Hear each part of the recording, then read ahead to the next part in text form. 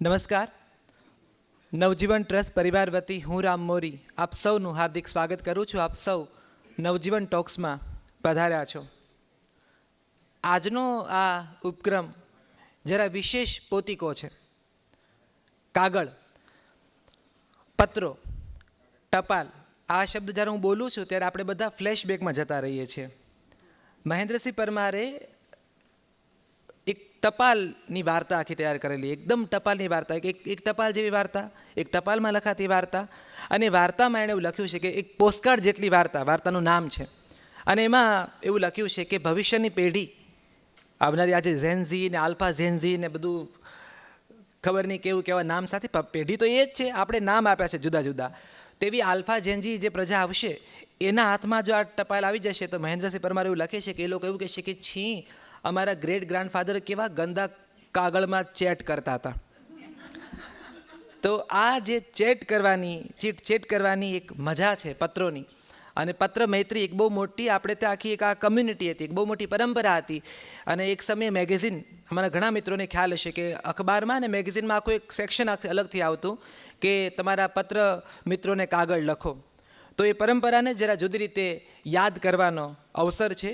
નવજીવન trust પ્રકાશિત અને શિલ્પા દેસાઈ લિખિત પત્ર નવલકથા @પોસ્ટ લાગણીની અક્ષરયાત્રા, આ પુસ્તકને, આ પત્ર નવલને ઉજવવા અને વધાવવા આપણે બધા ભેગા થયા છે.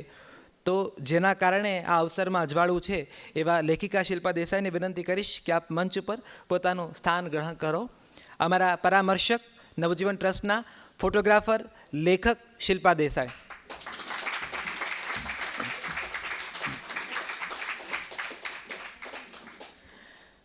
શિલ્પા દેસાઈની કરમની કઠણાઈ એવી છે, હાસ્ય લેખકોની આ પીડા છે. એક તો હાસ્ય લેખકોની પીડા હોય એ વાત જ તમને, એમાં જ બહુ મોટું હ્યુમર છે.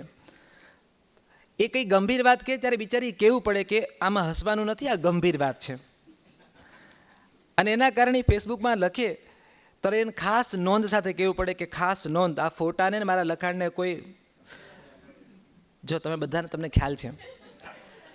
એટલે ક્યારેક ગંભીર વાત, અને ખરેખર ક્યારેક અમે બેઠા હોઈએ તો નવજીવનના કાર્યક્રમ લઈને વાતો કરતા હોઈએ, પ્લાનિંગ કરતા હોઈએ, તો એણે બહુ ગંભીર સ્વરે કીધું અને અમારી આખી ટીમ ખડખડાટ હશે. ત્યારે એને રિયલાઇઝ થાય કે આમાં પણ હ્યુમર હતું નહીં. એવા આ લેખિકા જેને ત્યારે લખી શિશુ નામનું સરસ મજાનું પુસ્તક આપણને આપ્યું અને એમાં હાસ્ય નિબંધો આપણને આપ્યા. એની વચ્ચે જ્યારે એણે આ @પોસ્ટ લાગણીની અક્ષરયાત્રા, એ તો એમની વાતોમાંથી જ ખબર પડશે કે એ વાતને કેટલી સિરિયસ ત્યારે લેતા હતા બધા. કે એક હાસ્ય લેખક જ્યારે એક સરસ મજાની ગંભીર, પ્રેમાળ અને પીછા જેવી હળવાશવાળી વાત લઈને આવે છે ત્યારે એ વાત લખવાની એની કેવી મજા પડે છે. કારણ કે સ્વરૂપ જુદું છે, અભિવ્યક્તિની રીત આખી જુદી છે, પણ એમણે લખ્યું છે. જાણીતા ફોટોગ્રાફર છે એટલા માટે કારણ કે પુરસ્કૃત છે, એમની તસવીરને સન્માન મળ્યું છે અને સન્માનિત થયા છે. એ વાતનો એમને ખૂબ પેલું ઘમંડ નહીં કિયા કભી, પણ એમને પુરસ્કાર મળ્યો છે. અને સતત લખતા રહે છે, વ્યક્ત થતા રહે છે. અખબારના અલગ અલગ માધ્યમથી અલગ અલગ અખબારોમાં એવું લખે છે. અને અમારા વિવેક દેસાઈ એવું કહે પણ છે કે અબ સુખ આયો રે, એ રીતે પણ કે લખે છે ને તોય અખબાર ચાલુ છે. કેમ કે એમને એવો ડર હતો કે હું જ્યાં લખું એ બધું બંધ થઈ જાય છે. તો સતત લખતા રહ્યા છે, અલગ અલગ સ્વરૂપોમાં લખતા થયા છે. અને આ પુસ્તક વિશે આજે વાત કરવાના છે. આ પુસ્તક સાથે એમની ખાસ યાત્રા જોડાયેલી છે. કાગળનું આપણા બધાના જીવનમાં બહુ અદ્ભુત યોગદાન છે. ગુજરાતી સાહિત્યમાં પત્ર નવલકથાઓ અને પત્ર સાહિત્યનો આખું અલગ સેક્શન છે. જાણીતી લાઇબ્રેરીમાં તમે જાઓ ત્યારે તમે પૂછો ને લાઇબ્રેરીને કે મને પત્રોની આસપાસ લખાતું સાહિત્ય જોઈએ છે. કેવા કેટલાય વિદ્યાર્થીઓ છે જેણે આ પત્ર સાહિત્ય પર PhD કર્યું છે, થીસીસ તૈયાર કર્યા છે. અને હું જ્યારે પત્રો બોલું ત્યારે મને મકરંદ યાદ આવે છે, સાંઈ મકરંદના પત્રો યાદ આવે છે, સ્વામી આનંદના પત્રો યાદ આવે છે. ગાંધીજી તો આખું ગાંધી સાહિત્ય, ગાંધી યુગના સાહિત્યમાં તો કેટલા પત્રો આવ્યા છે. આ પત્રોની મજા એ છે કે એમાં એ કાળ, લખનારની મનોસ્થિતિ, સમયગાળો, ઋતુઓ સચવાઈ ગયા છે. અને એવું જ કામ કંઈક આ પત્ર નવલકથાએ કર્યું છે. ગામમાં ટપાલીઓનું એક અલગ મહત્ત્વ હતું. ટપાલી હોવું ને એ હવે એક પેઢીને તો હવે ટપાલી શું એ ખબર નહીં હોય અને ખબર નહીં પડે. આ ટપાલી એ છે જેણે કેટલી વાટોને વાંધણી નથી રહેવા દીધી. લોકો રાહ જોઈને બેઠા હોય અને ટપાલી આવે. કેટલી જૂની હિન્દી ફિલ્મોમાં તમે દ્રશ્યો જોયા હશે. પેલો ટપાલી પ્રવેશ કરીને કહે છે કે આજ આપકા ખત નહીં હે. અને એ ટપાલી જે બધાના ઘરે અલગ અલગ સમાચાર લઈને આવે. એક બહુ સુંદર મજાની મેં હિન્દી વાર્તા વાંચેલી, કદાચ શિવાનીજીની વાર્તા હતી. એમાં બહુ સરસ વાત એવી લખેલી કે જ્યારે ખરાબ સમાચાર આપવાના હોય ને ત્યારે એ ઘરના બારણે આવીને ટપાલી ટંકોરી ન વગાડે. અને આ જે બોડી લેંગ્વેજ છે ટપાલીની, કે ઘર સાથે કેવી રીતે મળી ગયો છે, ભળી ગયો છે. ટાગોરની વાર્તામાં કહે છે ટાગોર કે ટપાલી જ્યારે ડાક લઈને આવે છે ત્યારે એટલા વર્ષોથી આવી રહ્યો છે કે અમારું બાળપણ જે મોટું થઈ રહ્યું છે અને એને વૃદ્ધ થતાં અમે જોયું છે, અને સાથે ટપાલો પણ વૃદ્ધ થઈ છે, સમાચારો પણ વૃદ્ધ થયા છે. તો શિલ્પા દેસાઈ, પહેલાં તો મારે તમને એ કહેવું છે કે આ પત્ર નવલ એમણે લખી ત્યારે હરખ કરેલો બનારસના ઘાટ ઉપર બેઠેલા વિવેક દેસાઈને, અને બે નાનકડા પત્રો પ્રસ્તાવનામાં છે. એમાંનો એક પત્ર જે વિવેક દેસાઈએ લખ્યો છે, આ પત્ર નવલકથાના સંદર્ભમાં, શિલ્પા દેસાઈના સંદર્ભમાં, અને આ જે પત્રોની જે આખો સંબંધ છે એ સંબંધના પરિપ્રેક્ષમાં, અને નામ આપ્યું છે ને મન મૈત્રી. આનો જવાબ શિલ્પા દેસાઈ તમારે જ વાંચવાનો છે. ના, પણ નૈષેદભાઈ અને આરતીબેનનો સંગ તમને ફળ્યો છે એટલે અમને બિલકુલ એ રાહ છે કે તમે એ પત્રનો જવાબ વાંચો. નાનકડો પત્ર છે, આ પુસ્તકની પ્રસ્તાવનાના ભાગરૂપે વિવેક દેસાઈએ લખ્યો છે. મન મૈત્રી, બનારસ, સોમવાર. પ્રિય, શુભ સવાર. ગંગાના ઘાટ પરની રમ્ય સવાર છે. ગંગાજીના ખળખળ પ્રવાહમાં સૂર્યોદય, આરતી સંઘનો ઘંટનાદ પ્રવાહ પર સવાર થઈને પવિત્રતાનો સંદેશ ફેલાવી રહ્યો છે. તને ઘંટનાદ બહુ ગમે છે નહીં? ઘંટનાદ વખતે એકબીજાની સામું જોઈને ઈશ્વરની સમક્ષ હાજરી પુરાવાનો સંતોષ પણ આપણે ઘણીવાર લીધાનું તને યાદ હશે જ ને? અને આ સાથે બીજી મજાની વાત કહું. ઘંટનાદની સાથે સાથે અનેક શ્રદ્ધાળુઓ ગંગાજીમાં એક પડિયો તરતો મૂકે. પડિયામાં એક ગલગોટાનું ફૂલ અને નાની ઘીમાં ઝબકોળેલી વાટ. આનું નામ શ્રદ્ધાનો દીપક. કેટલી સરસ વાત! કેટલાય લોકો મનમાં કંઈ ને કંઈ શ્રદ્ધા સાથે દીવો ગંગાજીમાં તરતો મૂકે. હજારો દીવા એક સાથે જાણે શ્રદ્ધાની રંગોળી સર્જે. શ્રદ્ધાનો દીવો તરતો મૂકનારના ભાવ જોવાથી ખબર પડે કે આનું નામ શ્રદ્ધાનો દીવો કેમ પડ્યું હશે. ગજબનું શહેર છે નહીં આ? સચ્ચાઈ ને સપનાની વચ્ચે વસ્તુ આ શહેર છે. કંઈ કેટલાય લોકો અહીં મુઠ્ઠીઓમાં સપના લઈને આવે છે ને ગૌદલિયા ચોરાહા પરની ભીડમાં સપનાઓ અથડાય છે.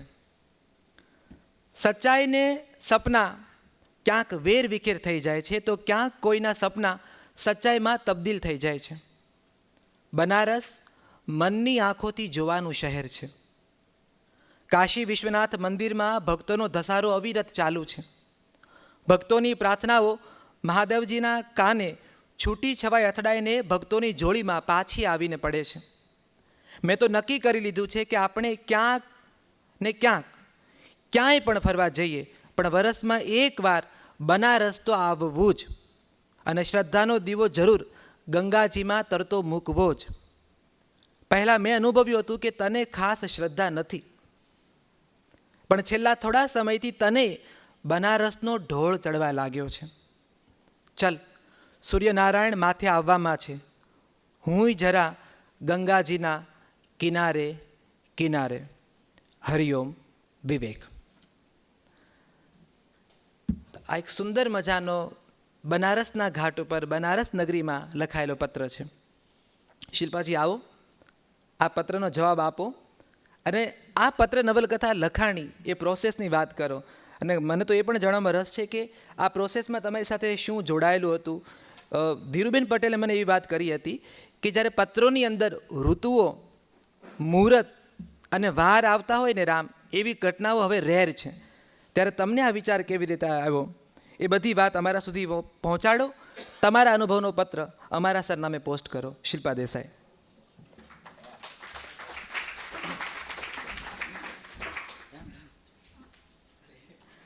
આ બિલકુલ સિલેબસ બહારનો છે. મને વાંચતા બહુ ફાવતું નથી, એટલે જ આરતીબેન અને નૈષદભાઈની મદદ લીધી છે. પણ ટ્રાય કરું છું. રામ, સિલેબસ બહારનો પ્રશ્ન પૂછવા માટે તારી પછી વાત છે.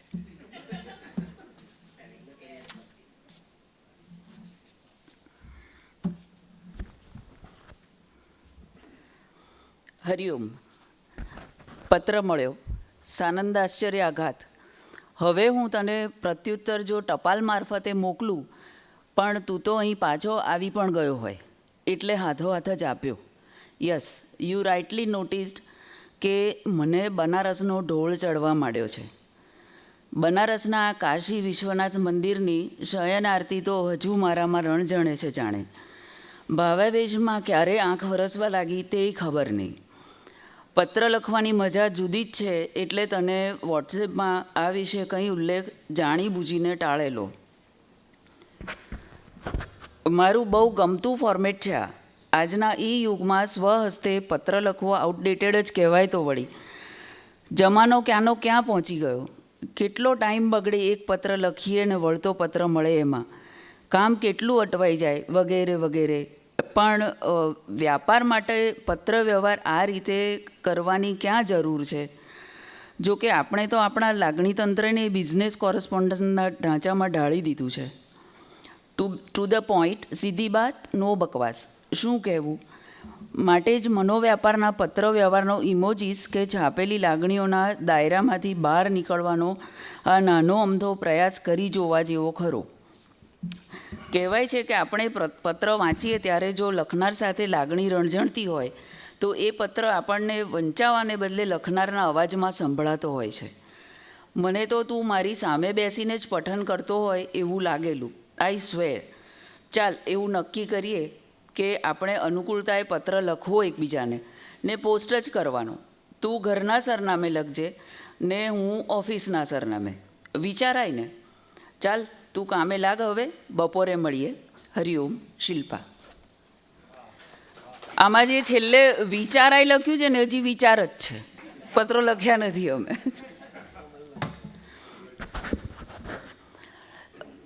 પાછું વાંચવું પડશે.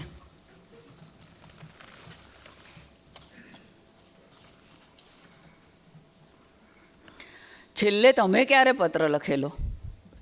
એટલે બિઝનેસ કોરસ્પોન્ડન્સ કે એવું કંઈ નહીં, પણ ખાલી લાગણીથી ભરપૂર હોય એવો, અથવા માત્ર કેમ છે પૂછવા જેવો. મેં લખ્યો હતો ને રક્ષાબંધનનો લખેલો. 4 વર્ષ થયા, પણ એ વાત નહીં. 2 લીટી લખતી અને મારા જેટલા ભાઈઓ છે એ બધાને એક સરખું જ લખતી, કોપી પેસ્ટ. પણ પેલું કાગળમાં લખતી, એટલે પહેલો પત્ર જે લખ્યો હોય એના અક્ષર સારા હોય ને છેલ્લો પત્ર આવે ત્યાં સુધીમાં મને ખબર ના પડે કે મેં શું લખ્યું છે.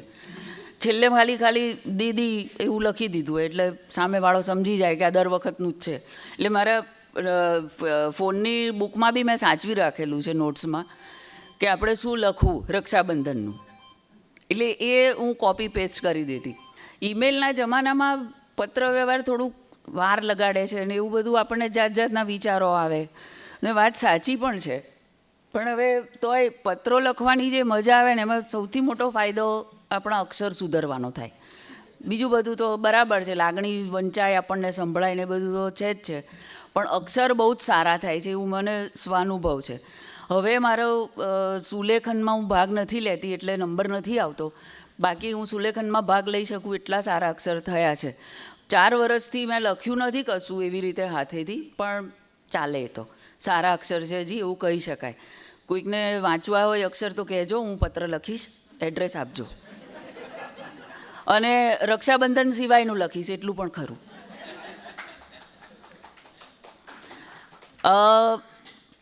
નાની હતી ત્યારે જનસત્તા અને ગુજરાત સમાચાર અને સંદેશ એ બધા અખબારોમાં રવિવારની પૂર્તિઓ વાંચવાનું બહુ ગમતું.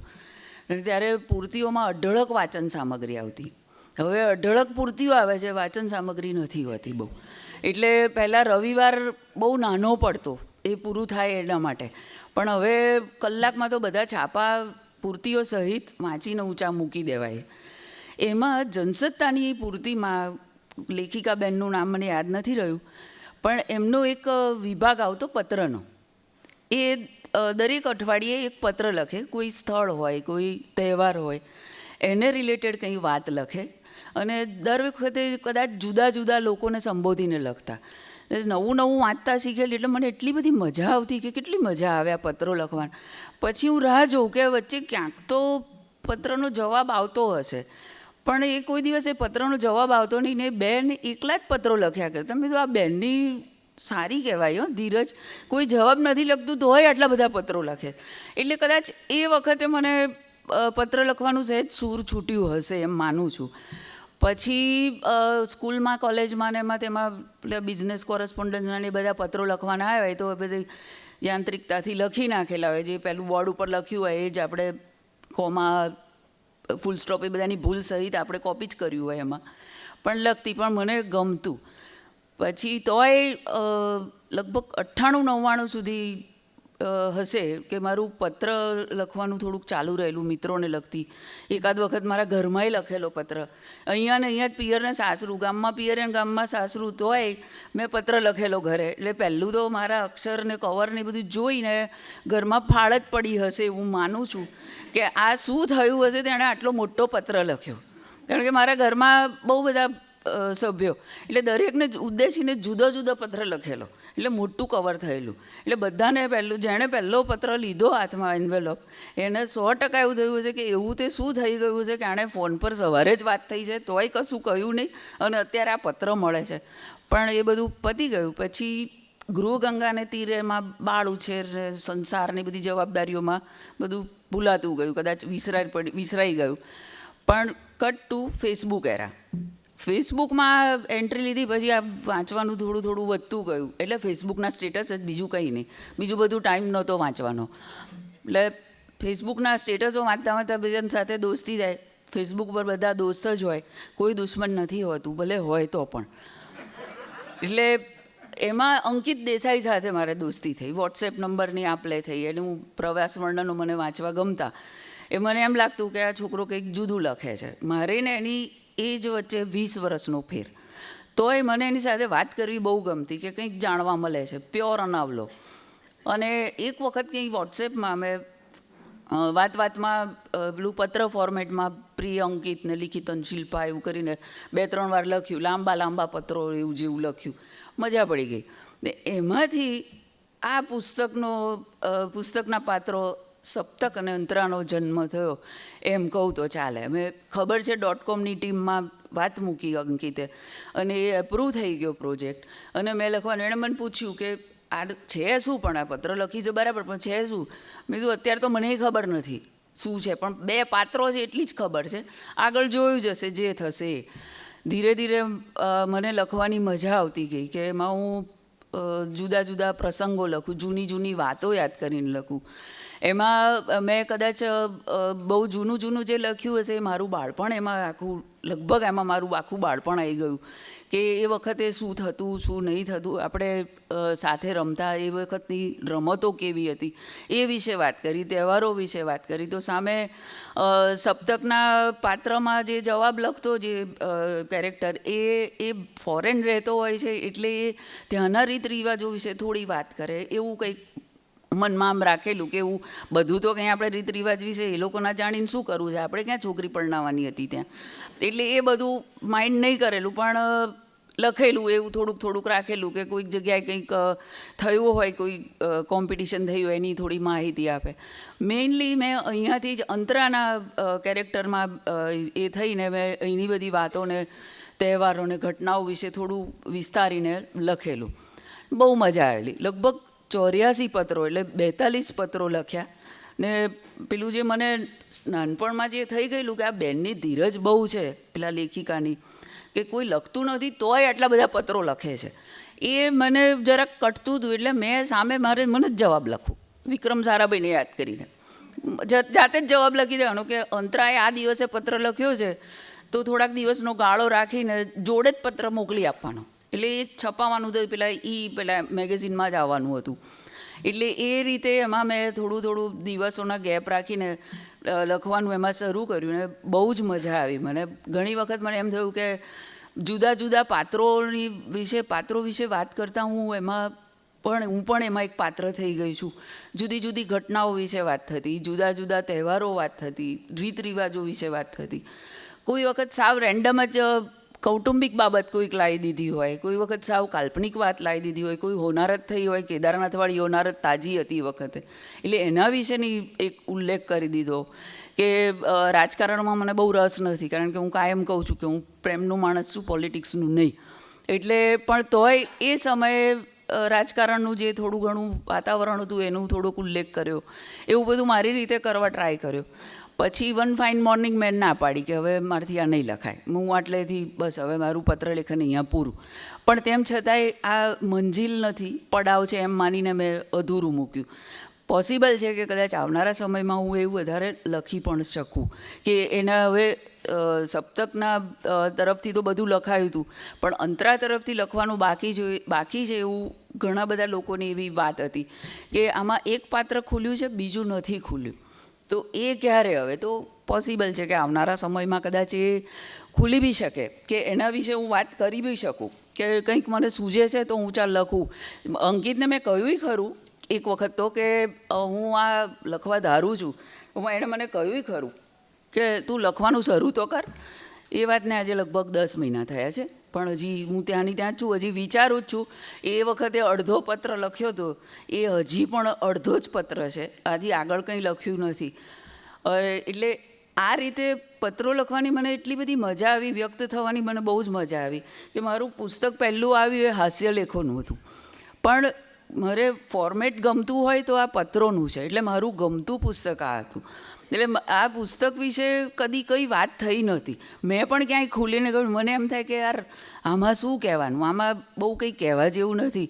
પણ પછી રામને આગ્રહ, કદાચ દુરાગ્રહ ખરો, એણે આગ્રહ કર્યો કે આ વિશે વાત થવી જ જોઈએ, કે સારું લખાયું છે તો કેમ નહીં. એટલે મેં ટ્રાય કરી જોયો વાંચવાનો, તો એક ધારું સળંગ ફ્લેટ, ક્યાંય કોમા ફૂલ સ્ટોપ કશું જ આવીને સળંગ વાંચી ગઈ.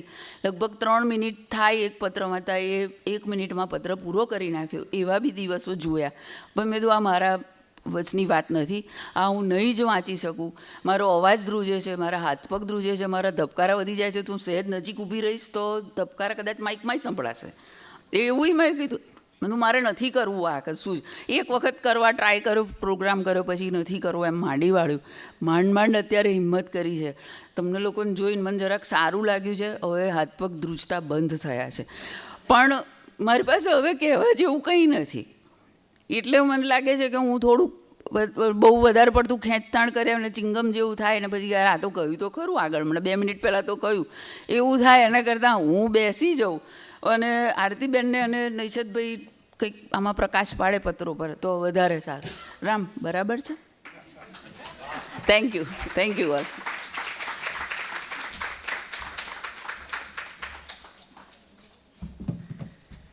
થેન્ક યુ શિલ્પાબેન. એમણે પત્ર નવલની પાછળ ગાલિબનો શેર મૂક્યો છે કે કાસિદ કે આતે આતે ખત એક ઓર લિખ રખું, કાસિદ કે આતે આતે ખત એક ઓર લિખ રખું, મેં જાનતા હું જો વો લિખેંગે જવાબ મેં. એટલે એ જવાબમાં અંતરાને સપ્તક એમણે રજૂ કર્યા. શિલ્પાબેન, તમારો ખૂબ ખૂબ આભાર. તમે તમારી આખી એ પ્રક્રિયાની વાત કરી. હવે આજના અંતરા સપ્તકને બોલાવીએ અને મને લાગે છે કે લખ્યું તમે લેખક તરીકે, પણ હવે સાક્ષી ભાવે માણવાનો સમય છે. તો આપ આપનું સ્થાન ગ્રહણ કરો સાક્ષી ભાવે. એકવાર જોરદાર તાળીઓથી પત્ર નવલકથાકાર શિલ્પા દેસાઈને વધાવી લઈએ. અંતરા અને સપ્તક દૂર દેશાવરમાં વસેલા 2 પાત્રો જે એકબીજા સાથે સંવાદ કરે છે, અને સંવાદમાંથી એક આખી પરંપરા ઊભી થાય છે પત્ર નવલની.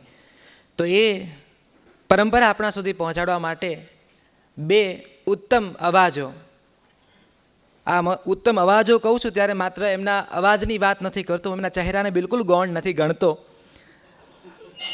એમના ચહેરા એટલા જ જાણીતા છે, પણ અવાજ એટલે કહું છું કારણ કે અવાજ ખમતીધર છે, અને ખમતીધર અવાજના કારણે એમના ચહેરા વધારે જાણીતા છે. એવા ખૂબ આદર સાથે આરતી વ્યાસ પટેલ અને નૈશદ પુરાણી, આપને વિનંતી કરું કે આપ મંચ ઉપર પોતાનું સ્થાન ગ્રહણ કરો. આદરણીય આરતી વ્યાસ પટેલ અને નૈશદ પુરાણી.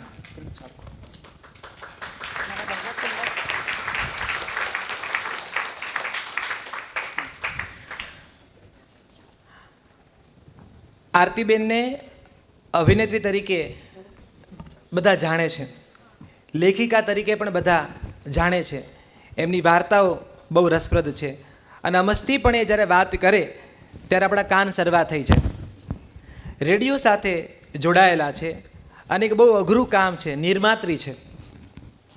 ફિલ્મોમાં પૈસા રોકવા અને પછી એ પૈસાનું બરાબર બિઝનેસ કરવું, અમારી ઇન્ડસ્ટ્રીમાં બધું મેનેજમેન્ટ શક્ય છે, ખાલી ઈગો મેનેજમેન્ટ અઘરું છે. પણ આરતી વ્યાસ પટેલ સુપેરે એ કરી જાણે છે. એટલે નિર્માત્રી છે, લેખિકા છે, અભિનેત્રી છે, રેડિયો સાથે વર્ષોથી જોડાયેલા છે. નૈશદ પુરાણી અભિનેતા છે, નાટ્યકાર છે અને જલસો આપ આપના મોબાઈલમાં એપ પર ગુજરાતી ભાષાની આવી ઉત્તમ સંગીત અને સાહિત્યને સમર્પિત એકમાત્ર એપ છે, જેમાં ગુજરાતી સાહિત્યની અદ્ભુત વાર્તાઓ ઓડિયો ડ્રામેટાઇઝેશન ફોર્મમાં એમણે રજૂ કરી છે. એ સિવાય અનેક પોડકાસ્ટ. એટલે નૈશદ પુરાણી એ જણ છે જેણે ગુજરાતને પોડકાસ્ટનો વાહ લગાડ્યો. એટલે શુભ શરૂઆત ને કંકુ ચોખા એમના છે, નૈશદ પુરાણી. આ બંને મિત્રોનું સાદર સ્વાગત કરું છું. તો હવે અમારે કશું જ નથી બોલવું, આપ અમને જલ્દી અંતરા અને સપ્તક પાસે લઈ જાઓ. આરતી વ્યાસ પટેલ, નૈશદ પુરાણી. જેઠ વદ પાંચમ શનિવાર, વિક્રમ સંવત 2072. પ્રિય સપ્તક, બરાબર પહોંચી ગયો ને? All set? તારી ડિમાન્ડ મુજબ ઈમેલ નથી કર્યો. તારું એડ્રેસ તે મને પહેલેથી આપી રાખેલું, એટલે એમ પણ બને કે તું પહોંચે ને પાછળ જ આ પત્ર પણ આવી પડે. સાચું કહું તો મને પત્ર લેખનની આ રીતે વધારે મજા પડે. પત્ર મળ્યો કે નહીં હોય, મળ્યો હશે તો વાંચ્યો હશે કે નહીં, કેટલાય સવાલ જવાબ મનમાં ઉઠે. અત્યારે અહીં રાતના 1 વાગ્યો છે, પણ ગરમી સખત લાગે છે. તને હવે અહીંની ગરમી વિશે તારા પુસ્તકો અથવા મિત્રો કહે તો કદાચ ખબર પડે. ક્યાંય ઠરાય એમ નથી. ને તને તો ખબર જ છે કે મને એસી અનુકૂળ આવતું નથી, એટલે ગમે એટલી ગરમી લાગે પણ હું એસી ચાલુ કરવામાં આળસ જ કરું. ગરમી ને ઠંડી તો લગાડો એટલા લાગે એવું મારા દાદા કહેતા. How true. ધાબે જઈશ સુવા. તારા દર્શન કરતાં કરતાં ક્યારે ઊંઘ આવી જશે ને કોયલ મોરના મીઠા ટવકાઓથી મોર્નિંગ ખરેખર ગુડ થઈ જશે. કેલેન્ડર પ્રમાણે આમ તો વરસાદની સિઝન ક્યારની બેસી જવી જોઈતી હતી, પણ મોડી પડી. Better late than never. ગરમી ઓછી થઈ ગઈ છે, પણ ભયંકર ત્રાસ વર્તાવી દીધેલો આ વખતે તો ગરમીએ. વર્ષો વર્ષ પારો ઊંચો રહેવાના દિવસો વધતા જાય છે.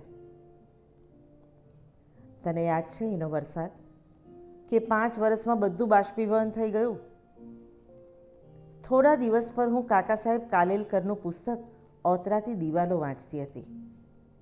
મને ખૂબ ગમે એમના લખાણ, શૈલી, ભાષા. શું ગજબ લખ્યું છે આ માણસે. માતૃભાષા મરાઠી હોવા છતાં સવાયું ગુજરાતી જાણે. આપણે ગુજરાતી હોવા છતાં આટલું ઉચ્ચ કક્ષાનું ગુજરાતી લખી શકીશું ખરા? મેં ફેસબુક પર પોસ્ટ પણ મૂકેલી. તારી કમેન્ટ કે લાઈક કશું નથી, એટલે નહીં જ વાંચ્યું હોય એમ માનીને એ પોસ્ટ અહીં કોપી કરી છે. વર્ષો પહેલાં જ્યારે મોબાઈલ ને કમ્પ્યુટર યુગ હજી દાયકાઓ છેટા હતા, ત્યારે બાળકો વર્ચ્યુઅલને બદલે એકચ્યુઅલ ગેમ્સ રમતા. ચોમાસામાં બહાર ખુલ્લામાં બીજું કંઈ રમવાનું શક્ય ઓછું બને, પણ કોચમડી તો વરસાદી રમત જ હતી. ચીંધરો સળિયો વરસાદથી પોચી પડેલી અને ઘાસ વિનાની જમીનમાં કપ લઈને ખોસવાનો. આ સળિયો વાગી જવાનોય ભય હોય, એટલે મોટાભાગના છોકરા વડીલોથી છાને છપને જ રમે. ઘાસ ઊંચું આવે પછી આ રમતમાં જરા અવરોધ આવે. એવે વખતે લીલીછમ ચાદર પર હાઇજીન ફાઇજીનની તમા રાખ્યા વિના ખુલ્લા પગે ચાલવાનું. ઇનફેક્ટ હાઇજીન શબ્દ પણ શબ્દકોશમાંથી ભાગ્યે જ બહાર આવતો. ત્યારે ઘાસમાં નાના નાના જીવજંતુઓ જોવા નજર જમીન પર રહેતી. ને કાળી ગાય ને લાલ ગાય નામના 2 જંતુ દેખાતા, બંને નિરુપદ્રવી. કાળી ગાય નામનું જંતુ લાલ ગાયના પ્રમાણમાં વધુ દેખાતું. લાલ ગાયને એના શારીરિક બંધારણને લીધે મખમલની ગાય પણ કહેતા. સહેજ સ્પર્શ કરતા વેત પગ સંકોચી લેતું. લાલ મખમલમાંથી કાપેલું હોય એવું નાનું અમથું ગોળ મટુળ આ જંતુ જોવા મળે તો જાણે મહામૂલો ખજાનો મળ્યો હોય એવી લાગણી થતી. ઓતરાતી દિવાલોમાં આ લાલ જંતુનો નામે ઇન્દ્રગોપનો ઉલ્લેખ વાંચીને મન જઈ પહોંચ્યું બાળપણમાં. કાકા સાહેબના અન્ય પુસ્તકો પણ માહિતીસભર. તને પ્રકૃતિ માટે પ્રેમ છે એટલે મને ખાતરી છે કે તનેય ગમશે જ. અનુકૂળતાએ જવાબ લખજે. મારા માટે તો ન્યૂઝીલેન્ડ બી અજાણ્યું છે અને ઓસ્ટ્રિયા પણ. ત્યાંના રીત રિવાજો, રહેણીકરણી વિશે વિગતવાર લખજે. મને બહુ ગમે જુદા જુદા પ્રદેશો વિશે જાણવાનું. ને આપ એકલા કેમ ગયા? ગીતને લઈ જાત તો એનેય હવાફેર થઈ જાત. ડ્રોઈંગ તો ત્યાંય કરી જ શકે ને એ. તું જ કંજૂસ છે. પૈસા પૈસા શું ગણ્યા કરે આખો ઘડી. વાલ એ જ લિખિતંગ અંતરા. પ્રિય અંતરા, તારો સુંદર અક્ષરોવાળો પત્ર મળ્યો. પહેલેથી જ આટલા સારા અક્ષર છે કે મને ઇમ્પ્રેસ કરવા સારા અક્ષર કાઢ્યા છે. મારા અક્ષર જોઈને હસતી નહીં, ઉકલે એટલેય ઘણું છે. તારા એન્વેલેપ પર પોસ્ટના સિક્કા પરથી લાગે છે કે અહીં અમુક પોસ્ટ ભેગી થયા પછી સામટી જ વહેંચાતી હશે. હવે પત્રો લખે છે કોણ છે? અહીં હું માત્ર 3 મહિનાના પ્રોજેક્ટ માટે છું. અહીંના રીત રિવાજો ધ્યાનમાં આવશે તો લખીશ. આટલા ટૂંકા સમય માટે આવવાનું થયું છે એ એકદમ ઉતાવળમાં, એટલે ગીતને લાવ્યો નથી. આમ પણ એનું એક એક્ઝિબિશન છે 4 મહિના પછી. મુંબઈમાં કોઈ જહાંગીર ગેલેરી છે ત્યાં, તો એની તૈયારીમાં બિઝી છે. બાકી એને ટ્રાવેલિંગનો ગજબનો શોખ છે.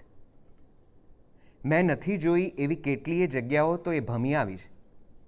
કદાચ એ સાથે આવી હોત તો રીત રિવાજનું એ જાણી જ લેત. એનો સ્વભાવ તારા જેવો જ છે. એકાદ મુલાકાતમાં તો કુંડળી સુદ્ધા કાઢી લાવે. અહીં મને જે કોટેજ આપ્યું છે રહેવા, એ સરસ હવા ઉજાસવાળું છે. આજુબાજુમાં નાનકડો બગીચો છે. જુદા જુદા ફૂલ બહુ બધા છે, પણ મારા સિલેબસ બહારનું છે. ઓફિસ પણ સરસ જગ્યાએ છે. સ્ટાફ પણ આમ તો હેલ્પફુલ થાય એવો લાગે છે. આ કાકા સાહેબનું ઇન્દ્રગોપવાળું મસ્ત છે. આટલા વર્ષો મને એનું નામ જ ખબર નહોતી. હજી એ વેલ્વેટ ફીલ યાદ છે મને. અચ્છા, રથયાત્રા કેવી રહી? જોવા ગઈ જ હોય શામશો? ધનોરીમાં તો તૂર વાગે ને ભાણાભાઈ ઘેર રહે એવું થાય. હોપ કે આ વખતે પણ કંઈ છમકલા નહીં થયા હોય. અમદાવાદની રથયાત્રા કાયમ સામાન્ય માણસ માટે કે રાજકારણી માટે ગભરાટીયો તહેવાર રહી છે. એ વાત જવા દે. કેટલા કિલો મગ ને જાંબુનો પ્રસાદ વપરાયો? તું હજી પેલા મંદિરે જાય છે કે ભક્તિભાવ પૂરો? બધે પંચાયત કરવામાં જ ટાઈમ જતો રહેશો હશે, કેમ ને? અલી, મને 5 વર્ષ થઈ ગયા ન્યૂઝીલેન્ડ આવ્યાને. તું તો કલાક ને મિનિટનો હિસાબ રાખતી હોઈશ ને? તમારા લોકોનો આ જ ત્રાસ. મિનિટ બુક સાથે લઈને ચાલો. ઢોકળા બનાવવા કહ્યું હોય એ સાંજ સુધીમાં ભૂલી જાઓ ને બટાકા પૌવા પીરસી લાવો. ઢોકળા વિશે પૂછીએ તો એવું દયામણું મોં કરીને ઓહ ભૂલાઈ જ ગયું કહો કે આપણા વાંધા વચકા ફુર્ર થઈ જાય. ને અમે કદાચ કામમાં મોડું થશે એવો ફોન કે મેસેજ કરવાનું ભૂલી ગયા હોઈએ તો કેટલાય મહિના સુધી તારીખ, વાર, સમય સહિત યાદ અપાવ્યા કરો. આ જનરલ વાત છે. પાઘડી પહેરીને મોઢા ફૂલાવવાની જરૂર નથી. હમણાંથી મારે વર્કલોડ બહુ રહેશે તો ઇતર વાંચન ઘણું ઓછું થઈ ગયું છે. પણ તું મને મોકલ્યા કરજે કંઈક આવું નાનું નાનું. સમય મળે એ પુસ્તક પણ મેળવીને વાંચીશ. હવે ઓનલાઈન પુસ્તક ખરીદવાની અને ડિજિટલ પુસ્તક ડાઉનલોડની બહુ સારી સગવડ થઈ ગઈ છે. પુસ્તકો ખરીદીને મૂકવા ક્યાં એ પ્રાણ પ્રશ્ન હવે રહ્યો નથી એમ કહીએ તો ચાલ. ડિજિટલ એડિશન આવી એટલે જરા સારું પડે છે. પણ પર્સનલી મને હાથમાં પુસ્તક હોય અને હું વાંચું એવું વધારે ગમે. ચાલ, પછી લખીશ. બિહાગને યાદ, જૈતશ્રીને ખૂબ ખૂબ વહાલ. સ્નેહ. એ જ લિખિતંગ સપ્તક. શ્રાવણ સુદ બીજ, વિક્રમ સંવત 2072, અમદાવાદ. પ્રિય સપ્તક, એરોપ્લેનની ઘરેરાટીથી સફાળી બેઠી થઈ ગઈ. હંમેશા 10 મિનિટ આગળ બતાડતી મારી બેડરૂમની વોલ ક્લોકમાં 7:10 થઈ છે. દેજો, અત્યારમાં તને પત્ર લખવા બેસી ગઈ. હમણાંથી ઘણું કામ રહે છે, પણ તને પત્ર લખવો એ મારા માટે રિફ્રેશમેન્ટ છે. ઝીણું ઝીણું કેટલું એ યાદ આવે. રથયાત્રા, કેટલો અદ્ભુત શબ્દ છે યાત્રા, નહીં? આપણે એકબીજાને યાદ કરતા હોઈએ છીએ ત્યારે મન કેટલી યાત્રાઓ કરી આવતું હશે. મનની બાયપાસ થતી હોત તો તને એનો ફોટો લઈને વોટ્સએપ મેસેજ કર્યો હોત કદાચ. તને યાદ છે આપણે નાના હતા ત્યારે રથયાત્રા જોવા જતા? તારા મોટા મામાનું ઘર પોળમાં રથયાત્રાવાળા રૂટ પર જ ક્યાંક હતું. કઈ પોળે? અંકલ તમને 2 ભાઈ બહેન અને ત્રીજી હું એમ ત્રણેયને ખાસ વહેલી સવારથી જ પોળમાં લઈ જતા. એમના ઘરથી 4મી કે 5મી કાયમ બંધ રહેતી ખડકીની સાંકડી પાળી પર ઊભા રહીને સળંગ 3 વર્ષ રથયાત્રાના દર્શન કરેલા. એકવાર હું છૂટી પડી ગઈ હતી. પછી છૂટા ન પડી જવાય એટલે એકબીજાના હાથ પકડીને સાંકળ બનાવીને ઊભા રહેતા યાદ છે ને? બહુ જ ગભરાઈ ગયેલી હું ત્યારે. હજી પણ ભીડમાં મને એટલી લાગે છે. મને યાદ છે કે રથયાત્રા વખતે થોડો વરસાદ તો પડતો જ. અમી છાંટણા કહે એને. આપણે જેને ઝરમર વરસાદ કહીએ એને કેટલું આર્ટિસ્ટિક કે આધ્યાત્મિક નામ પ્રાપ્ત થયું છે. હવે તો હું રથયાત્રાના દિવસે ન્યૂઝમાં જ ચિત્રામણ કરેલા ડોલતા હાથીઓ, રથ ખેંચતા ખલાસીઓને જોઈને મનોમન હાથ જોડીને દર્શન કર્યાનો સંતોષ માનું છું. ટેકનોલોજીના આવવાથી આપણે આવા સમૂહમાં ઉજવાતા તહેવારોથી કેટલા વિમુખ થતા જઈએ છીએ, નહીં? અરે તહેવારની વાત જવા દે, આપણે કોઈના મૃત્યુને કેટલી યાંત્રિકતાથી RIP કહીને છૂટી પડીએ છીએ. ગૂગલ તારા ચડતા પાણી સિન્ડ્રોમમાં આપણે જાણે અજાણે યંત્રના ગુલામ બની બેઠા. કોઈના ખભે હળવેકથી હાથ મૂકીને આશ્વાસન આપવાનું મહત્વ તણાઈ જશે કે શું, એવી ભીતિ મને તો લાગવા માંડી છે. મને યાદ છે મારા પપ્પાના અવસાન સમયે તું કશું બોલ્યો ન હતો, પણ મારા ખભે મુકાયેલા તારા હાથની હૂંફની ભાષા ઉકેલવી મને જરાય અઘરી પડી ન હતી. ને બધી જૂની રમતો, લખોટી, ભમરડો, કોચમડી, પત્તા, થપ્પો, આઈસ પાઈસ, ઈંડું, આહા હા હા હા. તને કેટલી હજી પાકે પાકી આવડે? મને હવે કોચમડી રમવાની બીક લાગે છે. હસવાની જરૂર નથી, એમાં મને કોઈ હરાવી નહોતું શકતું, તુંય નહીં. લખોટીના કેટલા બધા ડબ્બા હું અહીંથી વિદાય થઈ એના બીજા જ વર્ષે મમ્મીએ અમારા સફાઈ કામવાળા બહેનને આપી દીધેલા. ઓફકોર્સ મારી મંજૂરી પછી જ, હા કે? કારણ કે જેમ પેલા રાક્ષસનો જીવ પોપટમાં હતો એમ મારો જીવ એ ડબ્બાઓમાં હતો. દીનીઓ તો રાજી રાજી થઈ ગયેલો. આ લોકો કેટલી નાની નાની વાતમાં રાજી થઈ જાય છે. ને આપણી હાઈટેક જેન નેક્સ્ટ આ બધી ગેમ્સની એપ ડાઉનલોડ કરે, પણ એ સ્પર્શ કે રોમાંચની કોઈ એપ હજુ સુધી તો બજારમાં આવી નથી. ને આ બધી સમૂહ રમતો માટે કોઈ ભાઈબંધ બહેનપણી તો જોઈએ કે નહીં? પણ એઝ યુ સેડ રાઇટલી, આપણે બળાપો કર્યા કરીએ એના કરતાં પરિસ્થિતિમાં સુધાર લાવવા માટે પહેલ કરવી જ રહી. કોન્ક્રીટ જંગલમાં આપણે આપણા બાળકોને ધૂળ માટીની સુગંધ તો નહીં આપી શકીએ, પણ એટલીસ્ટ કાગળ અને કલમની જુગલબંધી તો વારસામાં આપી જ શકીશું. No emails, just handwritten letters now onwards. 2 દિવસ પહેલાં દિવાસો ગયો. કેટલીક કોમમાં દિવાસાના દિવસે સ્મશાનમાં જઈને મૃત સ્વજનોને યાદ કરીને ખૂબ રડે કૂટે. દૂધપાક પૂરીનું જમણ દિવાસાનું મેનુ હોય. શ્રાવણ મહિનાનો ઉપવાસ કરનારા આ દિવસથી ઉપવાસ શરૂ કરે. તને મારી મમ્મીનો બનાવેલો દૂધપાક બહુ ભાવતો. મને ભાવે, પણ મને લેક્ટોઝ ઇન્ટોલરન્સને લીધે દૂધ કે એની પ્રોડક્ટ કે બાય પ્રોડક્ટ માફક નથી આવતા. પણ તોય મન મનાવવા ખાતર જે થાય એમ વિચારીને થોડો ખાઈ લઉં. પછી પેટમાં દુખવાનું શરૂ થાય ને બીજી બાજુ બિહાગનો બબડાટ. મને તકલીફ પડે એનાથી જરાય સહન ન થાય. જો કે હવે તો હું અવોઇડ જ કરું છું મિલ્ક પ્રોડક્ટ્સ. ગીત સાથે વાત કરી હતી, મજા પડી. એને મજા પડી કે નહીં મારી સાથે વાત કરવાની એ ખબર નથી. સપ્ટેમ્બર અંતમાં એક્ઝિબિશન લઈને મુંબઈ આવશે એમ કહેતી હતી. મેં કહ્યું છે કે કંઈ પણ કામ હોય તો વિના સંકોચે મને જણાવે. તું એને કહેજે. મુંબઈમાં મારા અનેક પરિચિતો છે અને એમને હું અડધી રાત્રે મદદ માટે કહી શકું એવા છે તો તકલીફ નહીં પડે. એસએચ રઝાથી એ ખાસી પ્રભાવિત છે એમ એની વાતોથી લાગ્યું. એમએફ હુસેનની શૈલી એને હવે બહુ ગમતી નથી લાગતી. હુસેનના બહુ વિવાદિત ચિત્રો પછી એને હુસેન માટે અણગમો થઈ ગયો છે એમ પણ મને લાગ્યું.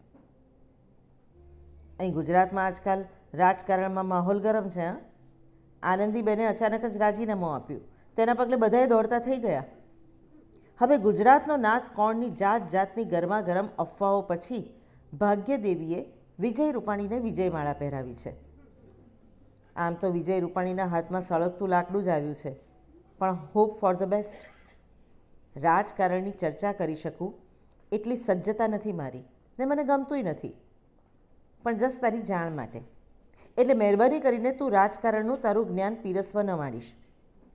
કારણ કે હું મૈત્રીનું માણસ છું, રાજકારણનું નહીં. અન્ડરસ્ટુડ? એ હમણાં મારી લાઇબ્રેરી ગોઠવતી હતી તો મારા હાથમાં મુનશીની ગુજરાતનો નાથ આવી. કેટલા વર્ષો પહેલાં આખી સિરીઝ વાંચેલી. ફરીથી વાંચવી છે એવું કેટલીય વાર નક્કી કર્યું હશે. છેવટે આ વખતે તો ઉપાડી જ લીધી, બેગમાં મૂકી દીધી. અનુકૂળતાએ જેટલા પાના વંચાય એટલા. હજુ મારી ગુજરાતી વાંચનની ટેવ સાવ છૂટી નથી, એટલે કંટાળો આવે એ પહેલાં વાંચી લઈશ ખરી. ઝડપ જરા ઓછી થઈ ગઈ છે, પણ એ તો એકવાર શરૂ કરીશ એટલે ઘરેડમાં આવી જશે. તારું ગુજરાતી વાંચન તો સાવ બંધ જ ને? કશું વાંચે બાચે ખરો? કે તું ભલો ને તારી 2% કી નોકરી ભલી? છેલ્લે કઈ ફિલ્મ જોઈ? અહીં હતો ત્યારે તો ફર્સ્ટ ડે ફર્સ્ટ શો. એમાંય બચ્ચનની ફિલ્મ તો તું બેક ટુ બેક 2 વાર તો જોતો જ. ને તારો અંગ્રેજી પિક્ચરોનો ચસ્કો તો બાપા ભયંકર હતો. સાચું કે તને પૈની એ સમજ નહોતી પડતી ને? અમથો જ બધા પર રોફ મારતો હતો ને? જ્યારે હું પૂછું કે સ્ટોરી તો કે તે જોયું એ પિક્ચરની, તો વાત ટાળી જતો કે જાતે જ જોવાનું, એમાં જ મજા આવે. ને હું બાઘાની જેમ તારી વાત માનીએ જ હતી. હવે મને દ્રઢ પણ એમ લાગે છે કે તને સમજાયું હોય તો તું સ્ટોરી કહે ને. જોયું? હજુ મને યાદ છે. બાકી બોલ, કેમ ચાલે તારો પ્રોજેક્ટ? કંઈ સમજાય નહીં કે ગૂંચવાડો લાગે તો કહેજે મને. હું તરત જ તને કહી દઈશ કે મને ખબર નથી. આ મને ખબર નથી વાક્ય પડતો તું મારા પર કેટલું ગુસ્સે થતો ને તારી કાઠિયાવાડી બોલતો. તો દિવસમાં 1-2 વાર તો આ 2 સંવાદ આપણા થતા જ થતા. કોઈ દિવસ ધોકાવી નહોતી.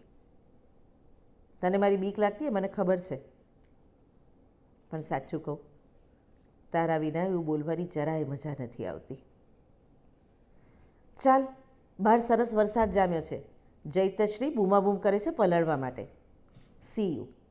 પત્રની રાહમાં Antara. 12 August 2016, Vienna, Austria. Hey Antara, તારા પત્રથી મને આપણી હિન્દુ તિથિની જાણ થાય. રથયાત્રા તો કેમ ભૂલાય? કેવા ભેંકડા જોડેલા જરાક છૂટી પડી ગયેલી એમાં તો. ને પાછું એ બધું યાદ કરીને મારાથી તો રડી જ પડાયું. હા, એકલા હોઈએ ને ત્યારે બધી યાદો જ તો આપણો ખજાનો હોય છે. વળી પાછા ચાર્જ થઈ ગયા હોય એવું અનુભવાય ને બમણા ઉત્સાહથી કામે લાગી જાઉં. લખોટીના ડબ્બા તારાથી છૂટ્યા? હદ કરી દી આપને. એ પેલો ભમરડો છે કે ખોઈ કાઢ્યો? જાત જાતના રંગ કરેલા એના પર તે મને યાદ છે. કોઈને અડવા નહોતી દેતી ને દાદાગીરી આખા ગામની કરતી. આ ભમરડો જો સહેજ પણ ટીચાશે તો એને માતાજીની આણ ને જાણે ટીચ્યો હશે એને મેં ટીચી લાખા. અડધું પડધું સુરતી બોલીમાં તું આ ડાયલોગ રોજ બોલતી. અમે બધા તારાથી ગભરાતા એટલે ભમરડો અમારાથી ટીચાય નહીં એનું ધ્યાન રાખતા એમ ના માનીશ, પણ છોકરીઓને કોણ રડાવે એવું ત્યારે પણ માનતા. પડી ખબર?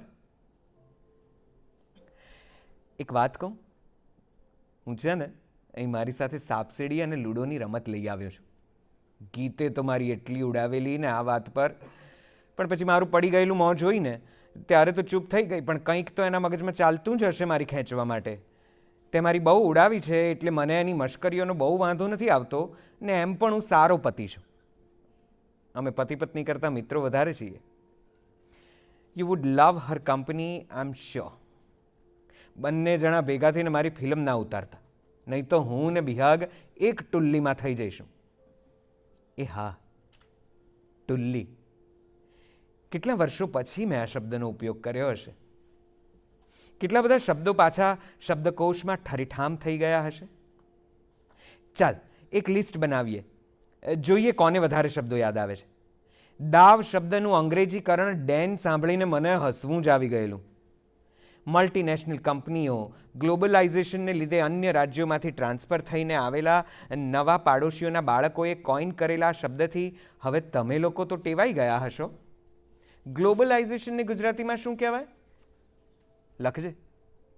કોઈ વાર આપણે બધા વહેલી સવારથી મોડી સાંજ સુધી બીજું ઘર માનીને ધીંગા મસ્તી કરતા એ પેલા કાયમ બંધ જ રહેતા ભૂતિયા બંગલાના કમ્પાઉન્ડનો ફોટો મોકલજે.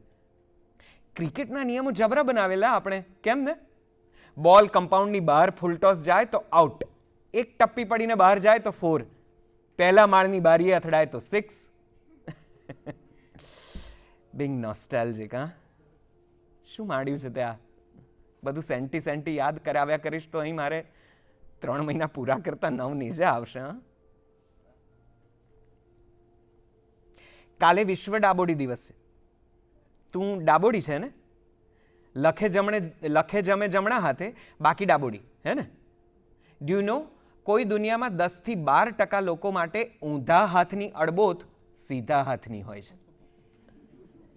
પશ્ચિમમાં તો ડાબોડીઓની ક્લબ પણ છે. આપણે ત્યાં ઇન્ડિયામાં હશે કદાચ. જાત જાતની માન્યતાઓ સંકળાયેલી છે આ ડાબોડીઓ માટે. કોઈ વાર આખો પત્ર જ ડાબોડીઓ વિશે લખીશ. જૈતશ્રી ડાબોડી છે કે ને બિહાગ? તને યાદ છે કે નહીં એ ખ્યાલ નથી, પણ એકવાર આપણે શરત મારેલી કે તું ઊંધા હાથે મને લાફો મારે તો મને કશી અસર ન થાય, અને પછી તે મને લાફો મારેલો ને મને ગાલ પર 16 પડી ગયેલા. તે ત્યારે સસ્પેન્સ ખોલેલું કે તું ડાબોડી છે. અંચૈડી. આ ઘટના તો ડોક્ટર ડેંગની ગુંજની જેમ યાદ છે મને. દૂધપાક તો માસી બનાવતા એવો મેં ક્યાંય ખાધો નથી. હા, તને નહીં જ આવડતો હોય આટલું પરફેક્ટ તો. જોકે તને રસોઈ આવડી ગઈ એનું મારી જેમ ઘણાને ભયંકર આઘાત અને આશ્ચર્ય છે. અચ્છા, આ વિજય રૂપાણી કોણ છે? મને કોઈ આઈડિયા નથી. જે હોય તે, ગામનો ઉદ્ધાર થાય તો કહેવાય કે અચ્છે દિન આ ગયે. અહીં બધા જુદા જુદા દેશના લોકો ટ્રેનિંગમાં ભેગા થયા છે. કુલ 27 પાર્ટિસિપન્ટ્સ છે. 5 America, 4 UK, 4 New Zealand, 3 Australia, 6 south Africa અને 5 ઇન્ડિયા. કદાચ મારે અહીંથી સીધા ઇન્ડિયા આવવું પડશે. યટ નોટ ડિસાઇડેડ કે આ સેશન પૂરું કરીને આવીશ કે અધવચ્ચેથી. આવવાનું ચોક્કસ છે, પણ બેંગ્લોર, ઓહો સોરી ભૂલ્યો, બેંગલુરુમાં અમારી બ્રાન્ચ ઓફિસ છે. ત્યાં કેટલો સમય રહેવાનું થશે એ ખબર નથી. આઈ હોપ કે ગીતના પેઇન્ટિંગ એક્ઝિબિટ વખતે ત્યાં હોઉં. એને બહુ ગમશે મારી હાજરી. જો પણ બાફતી નહીં એની સાથે વાત થાય તો. આઈ વોન્ટ ટુ સરપ્રાઇઝ હર. તારી બાફવાની ટેવથી હું વાકેફ છું એટલે ખાસ કહેવું પડે તને. હમણાં છે ને ઓનલાઈન પોએટ્રી સર્ફ કરતો હતો તો ગેસ વોટ, મિર્ઝા ગાલિબનું કલેક્શન જોયું. ગુલઝાર અને નસીરવાળી પેલી સિરિયલ યાદ આવી ગઈ. જગજીત ચિત્રાએ ગાયેલી એ ગઝલોના લીધે જ મને ગાલિબના પ્રેમમાં પડવાનું મન થયેલું. તારે ત્યાં તો તારા દાદા અને પપ્પા આવા બધા શોખવાળા હતા એટલે તું સ્વાભાવિક જ આ પ્રકારના શોખ વારસામાં લઈને જન્મેલી. હું તો હાવ ઔરંગઝેબ. તારા ફેબ્રિક પેઇન્ટિંગમાં ખબર નથી પડતી પણ તને રાજી રાખવા સરસ છે એમ કહી મૂકતો, ને છેવટે પ્રેમમાં પડ્યો તોય કોના? ચિત્રકારના. હવે મને ખબર પડે છે, પણ હા બહુ નહીં, પણ આ સારું ને આ નહીં એ ચોક્કસ ખબર પડે. પૂછી જોજે ગીતને. All credit to my sweet heart ગીત. આટલી ધીરજથી મને કોઈ ચિતરતા શીખવી હોત તો હમ ભી કિસી સે કમ ન હોતે. ખ્યાલ આવ્યો? અચ્છા, રિયો 2016 જુએ છે? શું લાગે છે દીપા કયો મેડલ લાવશે? બિન્દ્રાએ તો રિટાયરમેન્ટ જાહેર કર્યું ને. કોઈ વોટ્સએપ ગ્રુપમાં આવી અપડેટ્સ મળે છે. Good for me. એ રીતે ઇન્ડિયા સાથે કનેક્ટેડ રહેવાય છે. જો મને તારી જેમ ગુજરાતીમાં લખવાની ટેવ નથી રહી એટલે જોડણી દોષ માફ કરજે. જૈતશ્રીને અહીં ગમી જાય એવું છે. ચારે કોર લીલી ચાદર, દૂર સુદૂર ડુંગરા, એકાંતનું ગીત માણી શકો એવી જગ્યા. ઉમાશંકર જોશીની પંક્તિ યાદ આવી ને? ભૂમ્યા વિના મારે ભમવાતા ડુંગરા. આ ગીત લખ્યું તો ગીત પણ યાદ આવી ગઈ. એને તો ઈમેલ જ કરીશ. પત્ર મળે અને લખે એટલી ધીરજ એનામાં નથી. ચાલ જાઉં, રાતના 2:30 વાગ્યા છે. Good night. હવે કઈ તિથિ આવશે? સપ્તક. ખાસ નોંધ, હમણાં જ મળેલા ઈમેલ મુજબ મારે સોમવારે અહીંથી નીકળીને બેંગલુરુ આવવાનું થયું છે. મંગળવારે રિપોર્ટિંગ છે. ત્યાંનું એડ્રેસ વોટ્સએપ કરીશ. પછી જ તું લેટર પોસ્ટ કરજે. ને હા, આપણા અમદાવાદના થોડા ફોટોગ્રાફ્સ તો મોકલ, વોટ્સએપ કરજે. નહીં તો મસ્ત મોટો ચાંદલો ચોંટશે ટિકિટનો. 1/9/2016 અમદાવાદ. પ્રિય સપ્તક, તારા પત્રની રાહ જોવાની ટેવ પડી ગઈ છે. એકાદ દિવસ પણ આમ તેમ થાય તો કંઈક ખૂટે છે એવી લાગણી થાય. એનીવેઝ, આજે કશું જ ભારેખમ લખવાની ઈચ્છા નથી. એટલે ચાલ એક કામ કરીએ, ફિલ્મ રમીએ. મને ફિલ્મના રિવ્યૂમાં સહેજ પણ રસ પહેલાંય ન હતો કે હજુ એ નથી. રિવ્યૂ વાંચીને ફિલ્મ જોવી અમારા સ્વભાવ વિરુદ્ધ છે. બીજું, જે ફિલ્મના વખાણ થાય ને એ ફિલ્મ મને ઓછી ગમે. ને જે ફિલ્મના માથે માછલા ધોવાયા હોય ચારે કોરથી એ બહુ જ ગમી હોય એવું બને મોટા ભાગે. મારું એવું માનવું છે કે આપણે જો મનોરંજન માટે ખર્ચ કરતા હોઈએ તો એ હેતુ સિદ્ધ થાય એટલે ભયો. પછી એમાં સ્ટારકાસ્ટ, મ્યુઝિક, દિગ્દર્શન, પ્રમોશન વગેરેનું પિષ્ટપેષણ નહીં કરવાનું. કારણ કે એવું કરવા માટે થોડું જ્ઞાન હોવું જરૂરી છે. ને મારું જ્ઞાન તો તને ખબર જ છે ને. છેલ્લે કઈ ફિલ્મ જોયેલી તે? મેં છેલ્લે કબાલી જોયેલું. રજની સરવાળું. તાર્કિકતાનો સદંતર અભાવ. એકદમ ઝડપી ઘટનાક્રમ. ગળે જ ન ઉતરે એવા તર્ક. પણ ફિલ્મ મને તો ગમેલી. મગજ પર ભાર લઈને થિયેટરમાંથી બહાર આવવાનું હોય તો એનો શું અર્થ? દેશ અને દુનિયામાં જે સમસ્યાઓ છે એ તો છે જ. થોડું ભણેલા એ વિશે જરા તરા તો જાણતા જ હોય. સમસ્યાને વ્યવસ્થિત ફિલ્મ બનાવીને મૂકવાથી એ ઉકેલાઈ જવાની હોય તો ઠીક છે.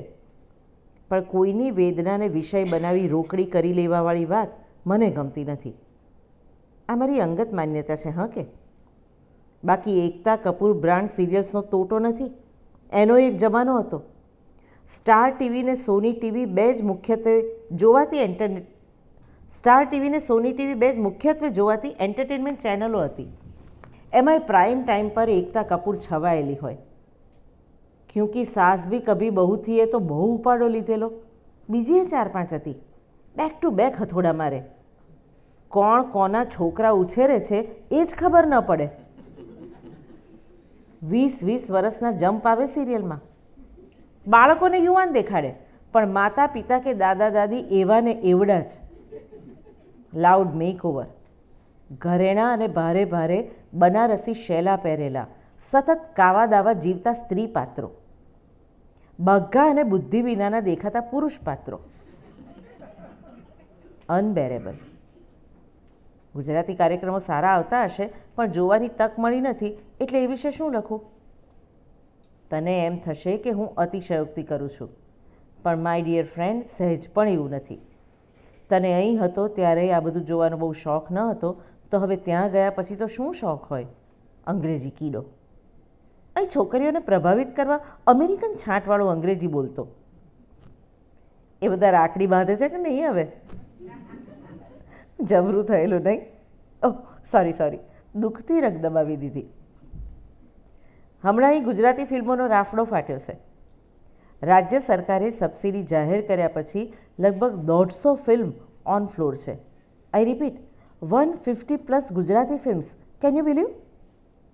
આઈ એમ શ્યોર કે એમાં ખરેખર ફિલ્મની કક્ષામાં આવે એવી ઓછી અને ફાર્સ વધુ હશે. એકાદ આઈડિયા ક્લિક થઈ જાય એટલે એવી ફિલ્મોની વણઝાર ચાલે. જ્યાં સુધી આઈડિયા નવો હોય ત્યાં સુધી પ્રેક્ષકો મળે પણ પછી થિયેટર ખાલી. સરવાળે ગુજરાતી ફિલ્મો ચાલે જ નહીં એવા તારણો આવવા માંડે. અરે બહુ લખી નાખ્યું હે ને. તું જેમ પત્ર મિત્ર છે ને એમ મારો એક ગીત મિત્ર છે. દિવસમાં 2 લિંક મોકલે વોટ્સએપમાં, સાથે એક ગીત વિશે ટૂંકી માહિતી હોય, મજા પડે એવું નાનું અમથું લખાણ, ને એથી એ ચડિયાતું ગીત. ફોરવર્ડ કરું તને. કાવ્યા સાથે વાત થઈ, લાગણીશીલ થઈ ગયા અમે બંને. અમે દિલ્હી જઈશું ત્યારે ચોક્કસ મળીશું. ગીતને ફોન કરીશ કાલે. મુંબઈ મોકલવાનું પાર્સલ તૈયાર છે એમ મેસેજ હતો વોટ્સએપ પર. બિહાર અને જૈતશ્રી પોતપોતાના તાનમાં છે. લિખિતંગ અંતરથી યાદ કરનાર અંતરા. 5/9/2016 બેંગ્લોર. પ્રિય અંતરા, પત્ર લખવાની આ તારી જીદ આપણાને પસંદ પડી ગઈ છે. જેવો પત્ર મળે કે ક્યારે વાંચી લઉં એવી ચટપટી રહે છે. તારી ફિલ્મો જોતી વખતે ઊંઘી જવાની ટેવ હજુ સુધરી નહીં જ હોય એવી મને પાક્કી ખાતરી છે. ને પછી જાગે ત્યારે વચ્ચે ડબ ડબ કરે. પિક્ચર શરૂ થઈ જાય પછી આગળ બેઠા હોય એને ખભે ટપલી મારીને કેટલા વાગ્યા એવું પૂછવું, કોઈની એ સામે જોઈને સ્માઇલ આપવું, હોટલમાં વેઇટર સાથે કમ્પલસરી બાવા હિન્દીમાં જ બોલવું, બધું કન્ટિન્યુ છે ને. બિહાગને તો ધન્ય છે, એને ચોક્કસ ગયા ભવના કર્મો જ તારા સુધી ખેંચી લાવ્યા. તને યાદ છે આપણે ધ લ્યુસી શો જોતા ટીવી પર? ભલે ને કંઈ ખબર ન પડે પણ જોવાનું જ. તારા પપ્પાના એવા ફરમાને મને ક્યારે અંગ્રેજીનો દીવાનો બનાવી દીધો એ ખબર નથી. અદ્ભુત વિશ્વનો ઉઘાડ કરી આપ્યો આ એક ઘટનાએ. માતૃભાષા પર પકડ હોય એ જગતની કોઈ પણ ભાષા પર પ્રભુત્વ મેળવી શકે એવી એમની વાત આજે યાદ છે મને. જો ને, એ પોતે તો દક્ષિણ ગુજરાતની ધૂળી નિશાળમાં ભણેલા, પણ અંગ્રેજી ધાણીફૂટ બોલતા જ ને.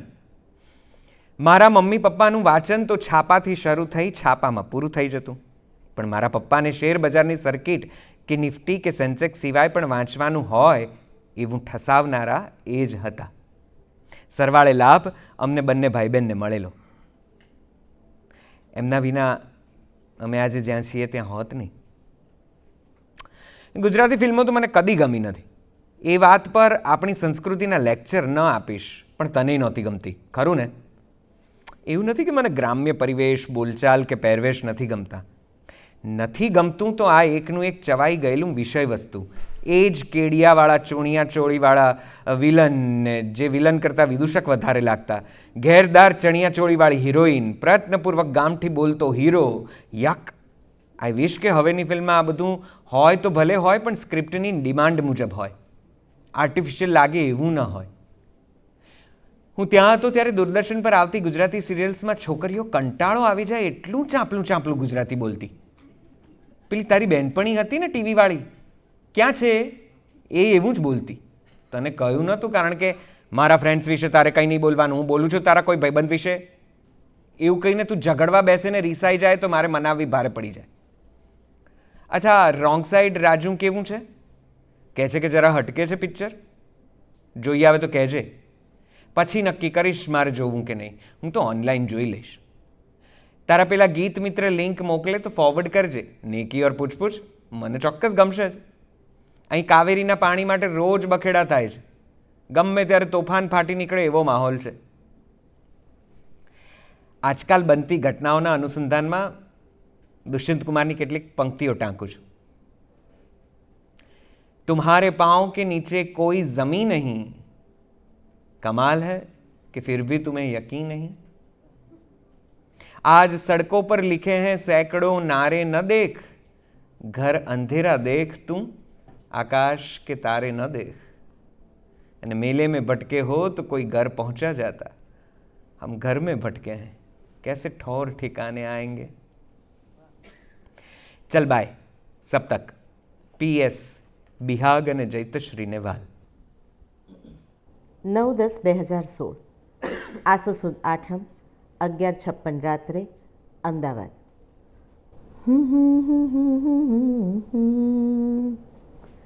ઘર પે ઘૂમવાને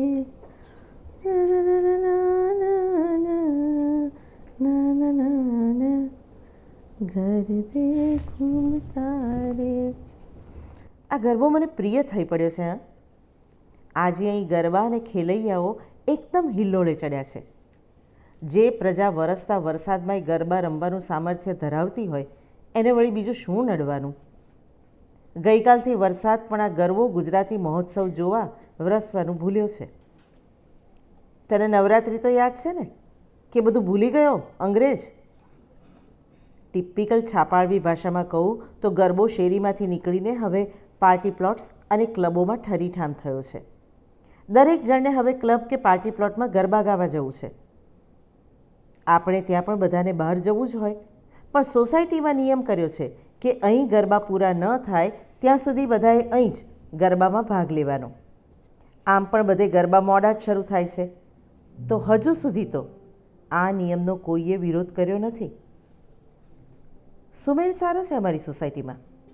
ગરબા ગાય કે નહીં, પણ દરેક જણ બહાર આરતીને ગરબા માટે ચોક્કસ આવે જ. ગરબા રમનાર કરતાં પ્રેક્ષકોની સંખ્યા વધુ હોય, પણ મજા પડે છે. આવી સામૂહિક પ્રવૃત્તિમાં એક જણે નેતાગીરી લેવી પડે તો જ કામ પાર પડે. આરતીને ગરબાના રાઉન્ડ પતે એટલે ચાના રાઉન્ડ ચાલુ થાય. તોય 1-1.25 કલાકમાં તો ફ્રી થઈ જ જવાય ને. તોય પાર્ટી પ્લોટ્સમાં તો હજી એ હલો એવા બૂમબરાડા જ ચાલતા હોય. આઠમનું બહુ મહત્ત્વ હોય છે. ગુજરાતીઓ ઉપરાંત બંગાળીઓ પણ આ તહેવાર દુર્ગા પૂજા તરીકે ઉજવે છે. એમને આઠમનું બહુ મહત્ત્વ. અમદાવાદમાં હવે બંગાળીઓની વસ્તી છે સારી એવી, એટલે આખા અમદાવાદમાં જુદી જુદી 5-1 જગ્યાએ પંડાળ થાય છે.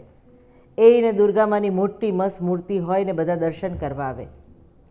દશેરાને દિવસે પરિણીત સ્ત્રીઓ સિંદૂર ખેલાનો લાવો લે, જેમાં પરણેલી સ્ત્રીઓ મા દુર્ગાને કપાળે અને પગે સિંદૂર અથવા કંકુથી પૂજા કરે અને પછી એકબીજાને પણ ગાલે કપાળે સિંદૂર કે કંકુ લગાડી સૌભાગ્ય માટે શુભકામનાઓ આપે.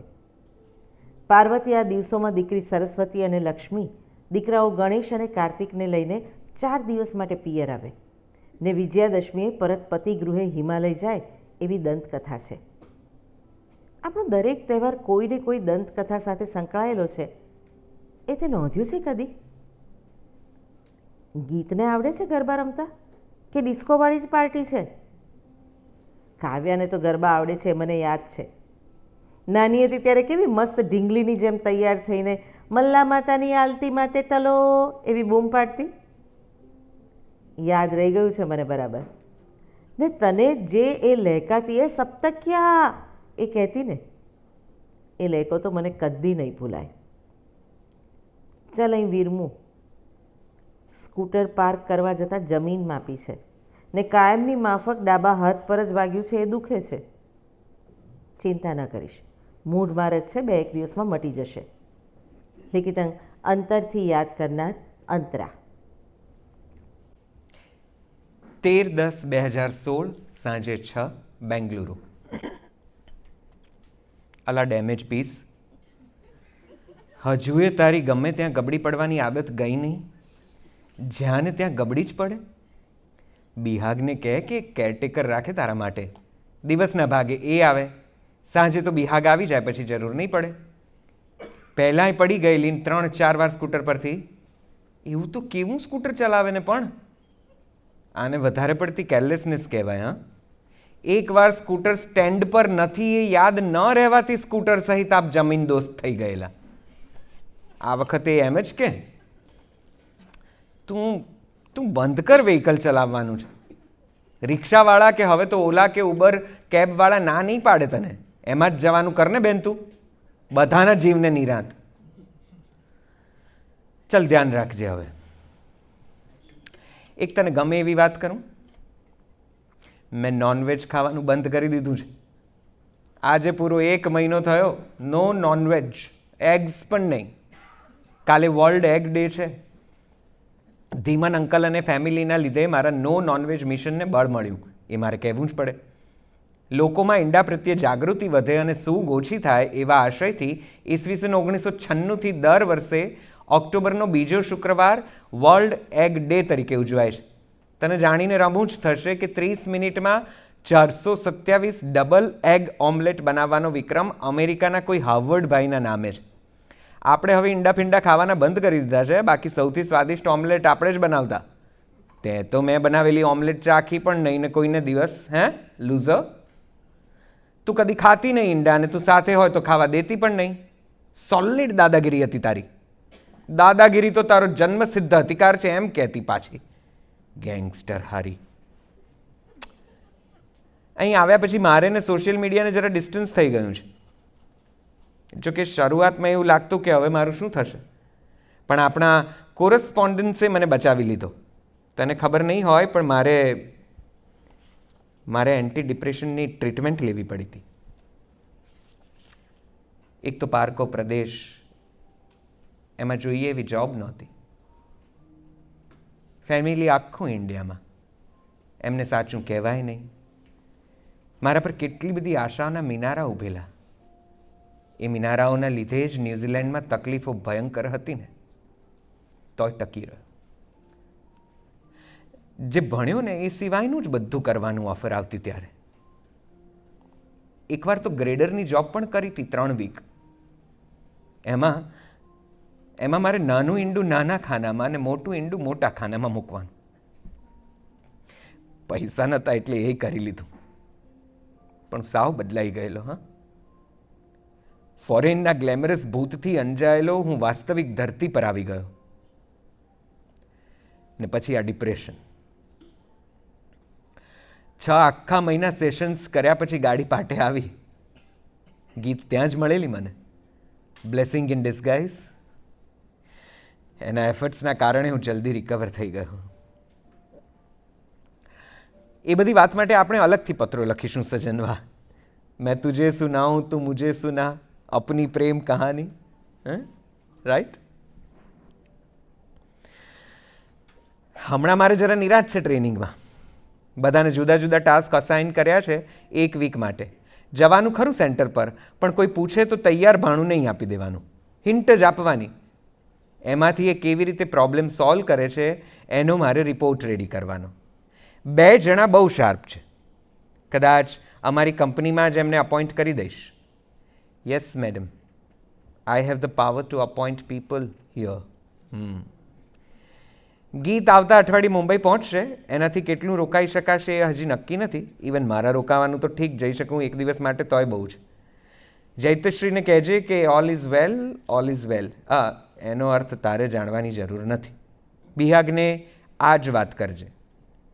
લિખિત અંગ, સપ્તાહના 7 દિવસ કાગળ લખવા તૈયાર. Saptak. 24th October 2016, Ahmedabad. Priya Saptak, what a pleasant surprise. Just loved it, just loved it. તને કલ્પના પણ નહીં આવે કે હું કેટલી ખુશ થઈ ગઈ તારું એકદમ કલાત્મક કાર્ડ જોઈને. Finally you learned how to please a friend. So happy I am. ગીતનો આભાર કે એણે તને આટલો તો સુધાર્યો. સાવ ખડ્ડુસ હતો બાકી તું.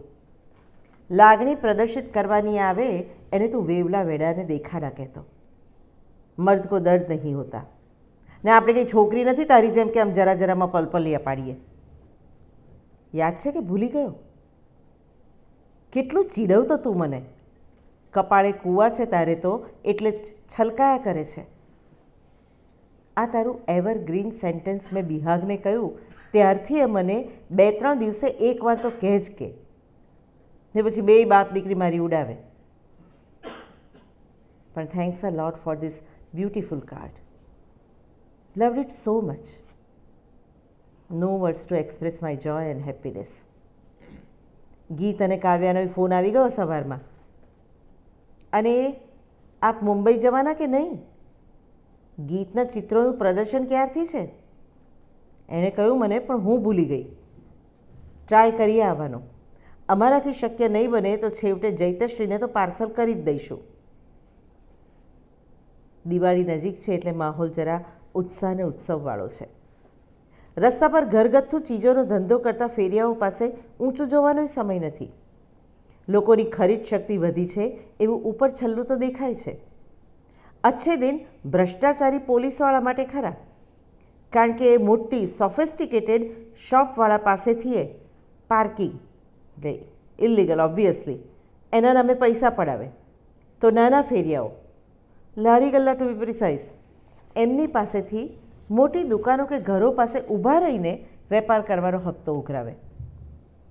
મોટી દુકાનો કે મોલવાળાને કશું કહી ન શકે એટલે ભ્રષ્ટાચારીઓ આ નાના રોજ રળી ખાતા વર્ગ પાસે દાદાગીરી કરે. ધાર્યું ન થાય અથવા કોઈ નિર્ધારિત હપ્તો આપવામાં આનાકાની કરે તો લારી ઉથલાવી દેતા કાચી સેકન્ડ પણ ન લગાડે એવા નિષ્ઠુર. જોકે બધા પોલીસવાળા એવા જ હોય એવું કહેવાનો મારો લેશ માત્ર ઈરાદો નથી. દિવાળી પછી અમે બહારગામ જવા વિચારીએ છીએ. દિવાળીમાં વેકેશનને હિસાબે બધે ભીડ નડે ને ભીડની અમને ત્રણેયને સખત ચીડ છે. આમ પણ અમારે ત્યાં દિવાળીમાં ઘર બંધ નહીં રાખવાનો વણ લખ્યો ધારો છે. કોઈ દબાણ નથી, પણ મને એવું લાગે કે દિવાળી વખતે જ કોઈ આપણે ત્યાં આવી ચડે ત્યારે જ જો ઘર બંધ હોય તો ફરીવાર એને આપણા ઘરે આવતા કોણ જાણે કઈ દિવાળી આવશે. હમણાં છાપામાં પેલા સમાચાર વાંચ્યા કે નહીં? ઓસ્ટ્રેલિયામાં એક જણને ઈસવીસન 1966માં લખાયેલો પત્ર મળ્યો. ટપાલ ટિકિટ પર તાહિતી ફ્રાન્સના ટાપુનો વોટરમાર્ક ધરાવતો આ પત્ર ઈસવીસન 2016માં એની મંઝિલ પામી શક્યો. જેના નામે લખાયું એ તો નહીં, પણ હા, એ સરનામે ચોક્કસ મળ્યો. 50 વર્ષ પછી પત્ર પહોંચાડ્યો એ બદલ ઓસ્ટ્રેલિયન સરકારે માફી પણ માગી છે ને વળી એને સહેજ મોડી ડિલિવરી કહે છે. એની કમેન્ટ્સ? બાય ધ વે, તું અમદાવાદ આવવાનું કે નહીં? જો અમે જવાના હોઈએ ને એ સમયે આવવાનું ન ગોઠવતો. એક કામ કર, તું આવવાનું નક્કી કરીને જણાવ એટલે એ પછી જ અમારું શેડ્યુલ ગોઠવીએ. ચાલ આટલે અટકું. ખરીદી તો કશી કરવી નથી, પણ જસ્ટ વિન્ડો શોપિંગ. બજારમાં શું વેચાય છે એ તો ખબર પડે એટલીસ્ટ. અને હા, આજે તે મને ફોન કર્યો નથી જેની કંપની સરકારે નોંધ લીધી છે. You will pay for this my dear friend. લિખિતંગ ફોનની રાહમાં નિરાશ થયેલી હું. 24/10/16 બેંગલુરુ. પ્રિય સખી અંતરા, હવે મેં નક્કી કર્યું છે કે તારો પત્ર ગમે ત્યારે આવે, મને મન થશે તો હું તને રોજ જ પત્ર લખીશ. કારણમાં એમ છે કે આજે મને મમ્મી પપ્પા બહુ યાદ આવે છે. આજે શું થયું ખબર છે? કાવ્યા અને ગીતે સરપ્રાઈઝ આપ્યું. બંને જણાએ મુંબઈને બદલે બેંગલુરુની ટિકિટ કરાવેલી ને મને છેક સુધી અંધારામાં રાખ્યો. મારે આજે મોડું જવાનું થયું ઓફિસમાં એટલે હું શાંતિથી ધીમન અંકલને ત્યાં ચા નાસ્તાને ન્યાય આપતો હતો. ત્યાં અચાનક જ ભાઈ એવી બૂમ સાંભળીને હું એ સમયે કાવ્યાને જ યાદ કરી રહેલો. એટલે મને તો એમ કે ભણકારો થયો, પણ પછી જોયું તો આ બે જણા બારણે ઊભેલા. અરે ઓ ડોન, ક્યાંક આમાં તારા સળી સંચાતો નથી ને? તને ભયંકર ફાવટો છે હો આવા સળી સંચાની. ખબર હતી ને તને? સાચું બોલ, કહ્યું કેમ નહીં મને? જે હોય તે, મારા આનંદનો પાર નથી. મારી કાવ્યાને ખુશ જોઈને હૈયે ટાઢક થઈ ગઈ. મારી બહેનને કંઈ તકલીફ પડે મારાથી સહન ના થાય. કેદારે એને સરસ સંભાળી લીધી છે. વધુ તો એના મમ્મીએ. સાસુપણું ક્યાંય નડતું નથી એ બેની રિલેશનશીપમાં. બધે સાસુ બહુ વચ્ચે આવી મધુરતા કેમ નહીં હોય? જો હું આજે રડી પડું તો કપાળે કુવા કહીને ચીડવતી નહીં મને. હમ મર્દ છીએ ને મર્દ કો દર્દ નહીં હોતા, યાદ છે ને? અહીં અચલા ભાભીમાં તો એને જાણે મમ્મી જ મળી ગઈ છે. માસી કહે છે એમને. બહુ જ ધ્યાન રાખે છે ભાભી. કોણ જાણે કયા ભવનો આ ઋણાનુબંધ હશે. પ્રેગ્નન્સીમાં ક્યારે શું ખાવું પીવું એ બધું એમણે જ સંભાળી લીધું છે. એટલે હવે કેદારના મમ્મીને ચિંતા ઓછી થશે, નહીં તો એ કાલ થતાં બેંગલુરુ આવી જાત. હા, તો હું શું કહેતો હતો? દિવાળી આવે અને અમને દેશ યાદ ના આવે એવું બને કે? થોડા સમય પર ફેસબુકમાં વાંચેલું એક સ્ટેટસ શેર કરું? એકદમ એપ્ટ છે. Here you are. બાંધ ગઠરિયા.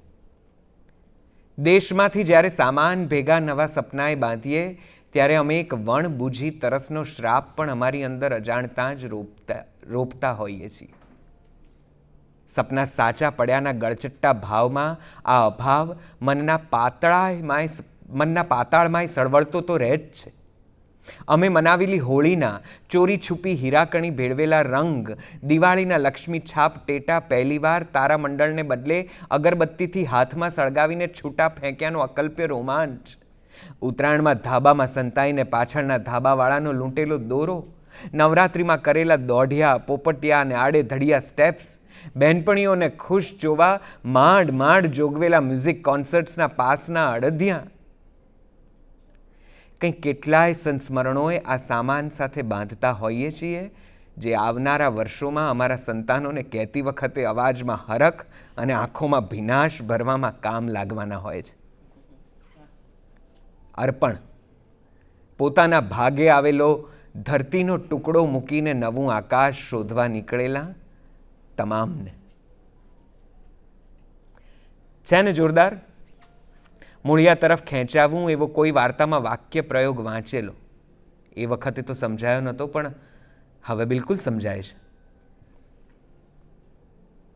શું વાંચે છે આજકાલ? ને મુનશીનો આખો સેટ મારા માટે લેવાનો ભૂલાય નહીં, હા, તારા બીજા બધા વહીવટોમાં. હજુ બહુ લખવું છે, પણ આ આંખમાં કંઈક પડ્યું લાગે છે. વારંવાર પાણી નીકળે છે. જૈતશ્રીને વાલ અને સાહેબને યાદ આપજે. લેખિતંક ખુશખુશાલ સબ તક. 21/11/16. પ્રિય મિત્ર સપ્તક, તારો પત્ર મળ્યો. ગીતના બધા ચિત્રો વેચાઈ ગયા એમ તારો વોટ્સએપનો મેસેજ બી મળ્યો. બહુ સારું કહેવાય. પહેલું જ પ્રદર્શન હોય અને બધા ચિત્રો વેચાઈ જાય તો કલાકારને પાનો ચડે. હજુ વધુ સારું કરી દેખાડવાનું. આવું થાય ત્યારે કલાકાર જો સફળતા પચાવી ન શકે તો અભિમાનથી ભરાઈ જાય ને પછી એની કલા કરતાં વધુ પ્રદર્શન એના અભિમાનનું થતું જોવા મળે છે. જેટલું ઝડપથી ઊંચે જાય એથી એ વધુ ઝડપથી એનું પતન થાય. હા, તો ફક્ત વાત કરી. મને ખબર છે ગીત એ કક્ષામાં નથી જ આવતી. શું કહે છે 500,000નું કામઠાણ? તને તો તકલીફ નહીં જ પડી હોય, પ્લાસ્ટિક મની યુઝર. અહીં અત્યારે તો જરા થાળે પડેલું દેખાય છે, પણ ખરી ખબર નોકરિયાત વર્ગને પગાર થશે ત્યારે પડશે. આમ તો સાવ મજૂર વર્ગના 5 જણને મેં પૂછ્યું કે મોદીએ આ સારું કર્યું કે નહીં, તો એમની સમજ પ્રમાણે એમણે આ પગલાંને સમર્થન આપ્યું. એમાંના એકને શાકભાજીની લારી છે. એણે મને એમ કહ્યું કે બેન, થોડી તકલીફ પડે તો પડે, થોડાક દાડા પછી તો સરખું થવા માંડશે ને બધું. પણ પૈસાવાળાઓને હવે ખબર પડશે કે ઓછા પૈસે કેમ ઘર ચલાવવું. રોજમદારી પર નપતા લોકોને ચોક્કસ અસર પડી હશે. તો કેટલાક નાના દુકાનદારો અચ્છે દિનની આશામાં અત્યારે વસ્તુ ઉધાર પણ વેચે છે અને ચૂકવણું જાન્યુઆરીમાં કરશો તો ચાલશે એમ પણ ઓફર આપે છે. પણ જે પરિવારમાં લગ્ન હોય એને માથે આભ તૂટી પડ્યું છે. વચ્ચે સમાચાર હતા કે રાજકોટમાં એક બેંકે સરકારી જાહેરાત મુજબ લગ્ન નિમિત્તે 2.5 લાખ રૂપિયાનો ઉપાડ ન કરવા દેતા એક મજબૂર પિતાએ આત્મહત્યા કરી. આવું વાંચીને લોકોને સરકાર પરની શ્રદ્ધા જરા ડગી જાય ખરી. લગ્નની વાત નીકળી જ છે તો એક વાત પૂછું તને. તે અને ગીતે તો કોર્ટ મેરેજ કરેલા, બરાબર? પણ તને વિધિવત લગ્નમાં જે સપ્તપદીની વિધિ છે એ વિશે ખ્યાલ છે? એ 7 વચનો કયા તે જાણે છે તું? મને એ બધા વચન ખબર ન હતા એટલે મેં ગૂગલ સર્ચ કર્યું તો આ વચનો મળ્યા. વાંચ, બહુ અર્થપૂર્ણ છે. એટલે આમ બેઠું કોપી પેસ્ટ છે એટલે વાંધા વચકા ન કાઢીશ. આમ તો અંગ્રેજને સમજાય એવા છે એટલે વાંધો તો નહીં આવવો જોઈએ, પણ તારું ભલું પૂછવું ભાઈ. સપ્તપદીનો વિધિ હિન્દુ લગ્ન પ્રથાનો આત્મા છે, જેમાં વેદીથી 1 હાથ દૂર ઉત્તર કે પશ્ચિમ દિશામાં ડાંગર કે ચોખાની 7 ઢગલી કરી તેનું પૂજન કરવામાં આવે છે અને વર વધુ એ ઉત્તર દિશા તરફ 7 ડગલા મારે છે. એક એક પગલે એક એક વચન લેવડાવે છે. ઈશ એક પદી ભવ. તું પહેલું પગલું અન્ન, એટલે કે ઐશ્વર્ય માટે ભર. બીજું પદ ઉર્જે દ્વિપદી ભવ. તું બીજું પગલું શક્તિ વધે તે માટે ભર. ત્રીજું પદ રાયસ પોષાય ત્રિપદી ભવ. તું ત્રીજું પગલું સંપત્તિને માટે ભર.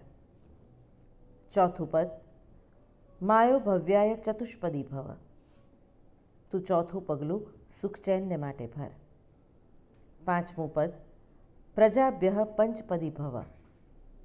તું પાંચમું પગલું પશુઓના કલ્યાણ માટે ભર. દૂધ ઘી દહીંની ક્યારેય તમને અછત ન નડે. છઠ્ઠું તમામ ઋતુઓ માટે, એટલે કે કુદરતની જેમ જીવનની પણ ચઢ ઉતરની ઋતુ હોય છે, એ બધી મોસમમાં બંને સમશીતોષ્ણ રહે તે માટે. સાતમું પદ સખા સપ્તપદી ભવ. સાતમું પગલું ભરીને તું મારી મિત્ર થા. પતિ અને પત્ની હક્કો અને ફરજોના ગૂંચવાડામાં ન પડતા મિત્ર બનીને રહે તો સંસાર વધુ સારી રીતે ચાલે છે ને જોરદાર?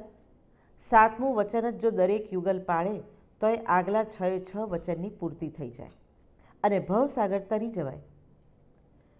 કમનસીબે બધે એવી સમજદારી જોવા મળતી નથી. ગીતને યાદ આપજે. દિલ્હી ક્યારે જવાની? તારી બહેનપણીએ માહિતી આપે મને કે ગીત બેંગ્લોર છે. શું છે પ્લાન એનો હવે એ મને કહેજે. એ તારી બહેનપણી છે ને, તારા જેવી લાહરીણ છે. તું એને કહીશ ને એ ભૂલી જાય મને કહેવાનું તો? એટલે બહુ એનો પક્ષ તાણવાની જરૂર નથી. મને ખબર છે બધા મારી સામે ષડયંત્ર રચો છો તે, પણ બધા એને સીધા કરી દઈશ, જોજે. એ જ લેકિતંગ ફરી ક્યારે મળાશે એ રાહ જોતી અંતરા. 22/11/16 माय डार्लिंग जेनी वाली मम्मी, क्या हाल है? हैं सब टनाटन ने? हम भी एकदम ढिंचाक हैं. हो तुम्हारे वहाँ नोटों की कमी कम हुई कि नहीं? हम तो कागड़ की नोटों वापरते જ નહીં, એટલે ફિકર નોટ. તને એમ લાગ્યું ને કે આ તે જ લખ્યું છે ને? ના મેરે દોસ્ત ના. જે તારા हिंदी ज्ञान विषय हमों ने खुफिया बातमी आप दी है, तो हमको मालूम है कि तुमको ऐसा हिंदी ज़्यादा खबर पड़ती है. ओए સાંભળ ને, પરમ દિવસે માસીને બહુ યાદ કરેલા. હા, અહીં કોલોનીમાં છે ને એક જણની દીકરીના લગ્ન હતા, તો મને ઇન્વાઇટ હતું. આપણે મારા ભૂરિયા કલીગને ઇન્ડિયન વેડિંગ જોવા લઈ ગયેલા. વિધિઓ જોઈને મગજ ખાઈ ગયો કે આ શું ને પેલું શું ને પેલું કેમ ને આ માથામાં બ્રાઇડ ને ગ્રૂમે કેમ કલરથી લાઇન ડ્રો કરીને ગળામાં શું બાંધ્યું ને બાપા એટલા સવાલો કર્યા ને ક્વેશ્ચન બેંકે. તો આપણે તો ધીમન અંકલને સોંપી દીધો હવાલો. બધું મસ્ત સમજાયું એમણે તો. અમે તો કોર્ટ મેરેજ કરેલા અને આ બધા શ્લોકનો આવો અર્થ થાય એ તો અમને ખબર જ નથી. ગીત નહીં કહીશ, આ બધું નવું જાણવાનું ગમે છે એને, એટલે એને ગમશે. આ પેલા ભૂરિયાએ તો હવે લગ્ન કરશે ત્યારે અહીં આવીને હિન્દુ વિધિથી કરશે એવું એ કહી દીધું. જમવા ગયા તો મેન્યુમાં તવા સબ્જી હતી એક. એ જોઈને મને ઊંધિયું અને માસી બંને યાદ આવ્યા. હજુ માસી બનાવે કે ઊંધિયું? તું તો નહીં જ શીખી હોય, આઈ એમ પ્રિટી શ્યોર. સ્વીટમાં બાસુદી હતી. ભૂરિયાએ તો જે બાસુદી પીધી છે, બાપ રે, એને રોકવો પડ્યો કે અલા બસ કર, નહીં તો પૂંછડું છૂટી જશે. તો મારો બેટો તવા સબ્જી પર જઈને લગાવવા માંડ્યો. જરા તીખું હતું. આ મને તીખું લાગ્યું તો એ લોકોને તેવી ટેવ જ ના હોય તીખા તેજાનાની. પરસેવે રેબ જેબ થઈ ગયો, પણ મારો બેટો મૂકે નહીં. ટેસ્ટી ટેસ્ટી કરીને ખાતો જાય. એ પરાણે પ્લેટ મુકાવડાવી. અચલા ભાભી તો ગભરાતા હતા કે આને કાલે કંઈ થઈ ના જાય તો સારું. પણ આ તો બકાસુર જેવો સવારમાં બ્રેકફાસ્ટમાં શું છે એવી એની ટિપિકલ ઇંગ્લિશ એક્સેન્ટમાં મીઠડું ગુજરાતી બોલતો ટેબલ પર પાછો હાજર થઈ ગયો. સાહેબ અને હું ફોન પર મળી લઈએ છીએ એવરી ઓલ્ટરનેટ ડે. જે સાથે તો ક્યારે વાત નથી થતી એ જ જોવાનું. ગીત સાથે બી એ ચેટ પર હોય છે ને. અમારા 3નું એક ગ્રુપ છે વોટ્સએપ પર. જલીને તું સાચું કહેજે. બહુ ના જલીશ, કોલસાથી એ કાળી થઈ જઈશ. રૂપલી, રૂપલી, બહુ ટાઈમે આ નામ યાદ આવ્યું નહીં? એ જ લિખિતંગ. પત્ર લખવામાં હવે આળસ ના કરતો હું જ ને, બીજું કોણ વળી? 8/2/17 અમદાવાદ. પ્રિય સપ્તક, કાલે ગીતનો ફોન આવેલો. એને ગાયનેક પ્રોબ્લેમ છે એવું કહેતા બિચારી ખૂબ રડી. દિલગીરી પણ અનુભવતી હતી કે મને આ વાત ખબર નથી ને એ માહિતી મને તું આપે એ પહેલાં એ આપી રહી છે. એનીવેઝ, કેમ કહ્યું નહીં કશું? આવડી મોટી વાત મારાથી છુપાવી કેવી રીતે શક્યું તું? કાલે આખો દિવસ મેં આ બાબત પર વિચાર કર્યો. છેવટે બિહાગને વાત કરી. બિહાગે વિના વિલંબે મને કહ્યું કે 2 જ કારણો હોય છુપાવવાના. એક તો તું દુઃખી ન થાય એ તો ખરું જ, પણ કદાચ તમે લોકો આ વાત કહેવા માટે યોગ્ય સમયની રાહ જોતા હશો. ખાસ્સા એવા મનોમંથન પછી મને પણ એ જ વાત સાચી લાગી. કેટલીય વાર તમને બંનેને જુદા જુદા સમયે અચાનક ઉદાસ થઈ જતા જોયા છે મેં. એની પાછળ આ જ કારણ હોવું જોઈએ એવું મારું અનુમાન છે. અત્યારે મારા મન પરથી વાદળો ખસી ગયા છે ને હવે મને તમારા બેમાંથી એકેય માટે ફરિયાદ નથી. હા કે ગીત મને કહેતી હતી કે તને બાળકો ખૂબ વહાલા છે, પણ એની કુદરતી તકલીફને લીધે એ માતા બની શકે એમ નથી. એક બાળક દત્તક લેવાનો એનો વિચાર મને બહુ જ યોગ્ય લાગ્યો છે. એ પોતે પરિવારના પ્રેમથી વંચિત રહી છે, એટલે માતા પિતા કે પરિવાર માટેનો ઝુરાપો એનાથી સારું કોણ સમજી શકે? તું બાળક દત્તક લેવાની ના કે છે એના કોઈ સજ્જડ કારણો હશે જ તારી પાસે. ઉંમર વધતી જાય તો બાળક સાથે ગોઠવાઈ ન શકાય, એટલે બાળક માટે જલ્દી જ કોઈ નિર્ણય પર આવી જવું બહેતર. એક બાળકને પરિવાર મળે ને પરિવારને કિલ્લોલ. બિહાગ પણ બાળક દત્તક લેવાવાળી વાત સાથે સંમત છે. પત્ર આ વિશે ચર્ચાનું યોગ્ય માધ્યમ નથી એવું મારું માનવું છે. પત્ર મળે કે તરત જ અનુકૂળતાએ ફોન કરજે. તારી ડાર્લિંગને સહેજ અણસારો તો આવ્યો છે કે કાલે મારે ને ગીતને વાત થઈ પછી હું કાયમ હોઉં છું એવા ઉલ્લાસમાં નથી. કાવ્યા અને કેદારને વાત. કાવ્યાને દીકરી આવશે તો આપણે એનું બાળપણ ફરીથી માણીશું, ને દીકરો આવશે તો કેદારનો. અંકલ આંટી મજામાં હશે, પ્રણામ પાઠવજે. પાછા આવીશું એમ ધમકી આપી રાખજે એડવાન્સમાં. ચાલ પછી વાત. હવે મન પર ભાર કે અજંપો રાખ્યા સિવાય તું અમારી સાથે કંઈ પણ શેર કરી જ શકે છે. તારા ફિલ્મી અંદાજમાં કહું તો દોસ્તી કી હૈ, નિભાની તો પડેગી. લિખિતંગ. ફોનની પ્રતીક્ષામાં અંતરા. 10 ફેબ્રુઆરી 17 ન્યૂ દિલ્હી. प्रिय अंतरा, दिल का भंवर करे पुकार, प्यार का राग सुनो, प्यार का राग सुनो रे. બોસ, આજે આપણાને તારો ખાસ દેવાનંદ યાદ આવ્યો. ભયંકર. પૂછ કેમ? તો મેડમ એમ કે હમો આજે કુતુબ મિનારના દર્શને સંચર્યા હતા. તારા વાલા આરાધ્ય દેવ પ્રાતસ્મરણીય દેવાનંદ અને સ્પોટલેસ ગોર્જિયસ નૂતન પર ફિલ્માવાયેલું wow what a song, what a song. ગીત બી યાદ આવી ગયું. મસ્ત, મજા પડી ગઈ. તે વર્ષો પહેલાં કુતુબ મિનારના ગુણગાન ગાયેલા તે બધા યાદ આવી ગયા. ને let me admit man, you were absolutely right. શિયાળાની બપોરનો તડકો મજાનો લાગતો હતો. કેદાર કે બીજું કોઈ મારી સાથે આવી શકે એમ ન હતું, એટલે બંદા એકલા જ નીકળી પડ્યા. ને એ એકદમ અચાનક જ કોનોટ પ્લેસમાં રખડતા વિચાર આવ્યો તે ઉબર બોલાવીને એમાં સીધા કુતુબ મિનાર. તે કહેલું એવું જ અદ્દલ નીકળ્યું આર્યું. આ તો 72.5 મીટર ઊંચા 5 માળવાળા આ મિનારામાં 379 પગથિયા છે. તને યાદ છે કે અહીં આ ગોળ ગોળ ચઢાઈવાળા પગથિયા પર એકવાર કોઈ સ્કૂલ ટ્રીપમાં બહુ બધા બાળકો કચડાઈ ગયેલા. એ પછી અહીં જવાનું પ્રતિબંધિત હતું, પણ વળી પાછું જવા દે છે. આ બાળકોની દુર્ઘટનાવાળું કદાચ મને ખોટું યાદ રહી ગયું હોય એમ પણ બને. જે હોય, આ ઇમારત છે અદ્ભુત. બાજુમાં કંઈ લોઢાનો એક થાંભલો છે. એના માટે કહેવાય છે કે એને તમે વળગો અને તમારા 2 હાથ એકબીજાને ટચ થાય તો ભયંકર નસીબદાર. આપણે તો એવું બધું માનતા નથી એટલે કંઈ વળગી ના જોયું, પણ કંઈક ડિફરન્ટ તો લાગ્યું છે. ચાલુ દિવસ હતો અને મારી જેમ ભર બપોરે ચાંદનીમાં રખડવાવાળું કોઈ ખાસ હતું નહીં. ઘેર આવીને સર્ચ માર્યું તો ઓહો થઈ ગયો બે. લે જો આ વાંચ, કહું તને. ભારતીય પુરાતત્વ સર્વેક્ષણ વિભાગ અનુસાર આના નિર્માણ પૂર્વે અહીં 20 જૈન દેરાસર હતા. તે તોડી પાડીને બધો જ માલ સામાનનો ઉપયોગ કરીને હાલવાળી ઇમારતો બની છે. અફઘાનિસ્તાનમાં આવેલા જામના મિનારથી ઇન્સ્પાયર થઈને વળી પાછા તેનાથી આગળ નીકળી જવાની ઈચ્છાથી દિલ્હીના પ્રથમ મુસ્લિમ શાસક કુતબુદ્દીન ઐબકે કુતુબ મિનારનું નિર્માણ સન 1193માં આરંભ કરાવ્યું, પરંતુ કેવળ આનો પાયો જ બનાવી શક્યો. પછી તેના અનુગામી ઇલ્તુત્મિશે આમાં 3 માળ વધાર્યા અને સન 1368માં ફિરોઝ શાહ તુગલકે 5મો અને અંતિમ માળ બનાવડાવ્યો. ઐબકથી તુગલક સુધી સ્થાપત્ય તથા વાસ્તુશૈલીમાં બદલાવ અહીં સ્પષ્ટ જોઈ શકાય છે. મિનારાને લાલ બલુઆ પથ્થરથી બનાવડાવ્યો છે, જેના પર કુરાનની આયતોની તથા ફૂલવેલોની સૂક્ષ્મ નકશી કરાઈ છે. કુતુબ મિનાર પુરાતન દિલ્હી શહેર ઢિલ્લીકાના પ્રાચીન કિલ્લા લાલકોટના અવશેષ પર બન્યો છે. ઢિલ્લીકા અંતિમ હિન્દુ રાજાઓ તોમર અને ચૌહાણની રાજધાની હતી. આ ઓરિજિનલ 7 માળનો હતો એવું એ કહેવાય છે. ઇતિહાસકારોમાં પાછી લોબી ચાલે. બોલ. આના નામકરણ માટે પણ વિવાદ છે.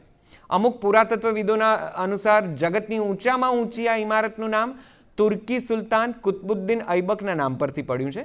અમુક લોકો એમ માને છે કે આનું નામ ભારતમાં આવીને રહેલા બગદાદના પ્રસિદ્ધ સંત કુતબુદ્દીન બખ્તિયાર કાકીના નામ પર છે. ઇલ્તુત્મિશ તેમનો ખૂબ આદર કરતો, માટે કુતુબ મિનારાને આ નામ આપવામાં આવ્યું. આના શિલાલેખ અનુસાર આનું સમારકામ તો ફિરોઝ શાહ તુગલકે અને સિકંદર લોધીએ કરાવડાવ્યું 1351થી 88 અને પછી 1489થી 1517માં.